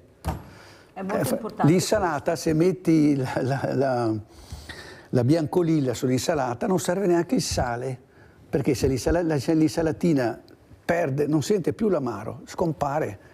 Abbiamo fatto anche un esperimento stranissimo l'altro giorno con lo stracchino. Abbiamo messo coratina sullo stracchino. Però bisogna dirlo anche nei ristoranti. Io capisco che i ristoranti a 7 stelle possono avere questo, però... Parto da consumatore, quindi i miei amici sono i consumatori. I ristoratori cominciano a capirla sta cosa, tanto è vero che mi mandano scritti contro scritti, voglio informazioni eccetera, cominciano ad acquistare, hanno capito che possono portare, io ho per dire un paio di ristoratori a Pavola che lo portano sempre fuori la bottiglietta con queste scritte al momento in cui forniscono la carne, forniscono il pesce. E hanno detto con estrema soddisfazione, perché anche il consumatore, anche negli alberghi o nella colazione del mattino, sto tentando, con l'AIA gli ho detto che gli alberghi abbiano queste cose qua, così il consumatore è lì e sa che se sta condendo un bacon mette una certa cosa, ma se sta condendo l'insalata ne mette un'altra. Cioè c'è un mondo nuovo, è un cibo nuovo, non è un olio e basta, è un olio extravergine monovarietale. Pian piano vedrete Evo monovarietale, ecco, è un nuovo cibo. Questo... Allora io rileggo i nomi perché sono belli, guardate che è importante, sono veramente pillole di saggezza di cucina. Allora, oliarola barese per carni bianche, cerasuola per pesce alla griglia, ortice per verdure e zuppe, nocellara del Bellice per pani e crostini, coratina per carni rosse, biancolilla per insalate e verdure, carolea per pesce di mare, ravece per pizze e pinze. Più di così cosa potevamo dire stamattina? Pizza del supermercato, non quella del supermercato, che metteteci un cossetto di ravece alla fine. Ah, cacchio, e avete risolto il problema. Cambiato. Cioè questo è il colmo, che fa diventare buoni anche i cibi massivi. Questo è il colmo, perché in effetti mi sono accorto, dicevo, il bastoncino di pesce, oppure una banalissima patata, ci mettete un goccio di ortice Basta, è tutta un'altra abbiamo roba. risolto il problema. E sto con facendo un queste librettino che parole poi- io ringrazio il dottor Francesco Donadini di essere stato con noi. Avete sentito anche quante cose abbiamo imparato questa mattina nell'uso dell'olio e che olio prendere e come possiamo anche difenderci. Anche un cibo cattivo con una goccia di olio buono diventa perfetto. Grazie al dottor Francesco Donadini, grazie a voi anche questa mattina tantissimi. Grazie, adesso andiamo a vedere il vostro assegno a chi è andato. Ciao grande famiglia di Rete Veneta, oggi siamo in un paesino vicino a Treviso. Permesso, eccola qua. Ciao Nicoletta. Ciao Mirella. Avete visto chi è?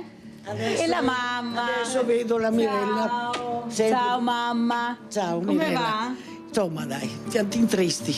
Quanti anni? 81 quasi. Complimenti. Grazie, Complimenti. che adesso è cattiveria che mettevi viva sto periodo qua. Così mi piace. La mia famiglia aveva un'azienda artigiana, negli anni 90 si sono fatti avanti dei personaggi a chiedere soldi, io ho fatto denuncia, ho fatto un esposto alla Procura della Repubblica, dopo mesi di minacce di morte ci siamo accorti che erano 5 uomini della Guardia di Finanza. Sono stati processati, essendo incensurati hanno patteggiato, sono stati liberi e felici, mentre la mia famiglia ovviamente è distrutta economicamente, l'azienda persa, la casa persa e nessuno che difenda le persone oneste che combattono questi episodi. Io l'ho vissuta con i denti, con grinta, tutte e due, perché siamo state noi due praticamente che abbiamo tenuto proprio con i denti. Mio marito si è ammalato, abbiamo trovato della gente che veramente ci ha terrorizzati. Telefonavano di giorno, telefonavano di notte, mi dicevano che le figlie salivano in treno, le buttavano giù con la testa. Una cosa veramente terrificante. Ti abbandona lo Stato, ti abbandonano i parenti, ti abbandonano gli amici e tu con dignità tieni con i denti e cerchi di racimolare tutto quello che puoi. Gli abitanti di questo Stato, quelli che pagano le tasse, quelli che sono qui da 80 anni come me e anche altri, vorrebbero essere protetti di più, anziché proteggere i briganti e gli assassini, come succede tutti i giorni, di proteggere anche noi. Grazie. Ecco qua, questo è l'assegno dei telespettatori di Rete Veneta. Grazie, il mio amministratore. Grazie. Questo assegno io so che a Nicoletta serve tantissimo perché inizia il freddo e questa mamma, Nicoletta pensa sempre alla sua mamma, non può stare al freddo e perciò ha detto: cosa faccio io adesso, Mirella, che non ho i soldi per il riscaldamento? E noi come possiamo lasciare una nonna così in gamba al freddo? Non esiste. E allora ecco che la grande famiglia di Rete Veneta anche questa settimana è arrivata qui in questa casa ad aiutare queste due coraggiosissime donne. Io ringrazio Rete Veneta che vedo da anni e che non avrei mai creduto di trovare persone come voi, ecco. Io ringrazio Rete Veneta, la Mirella, i telespettatori, amici di tutti noi che ci aiutano ad andare avanti.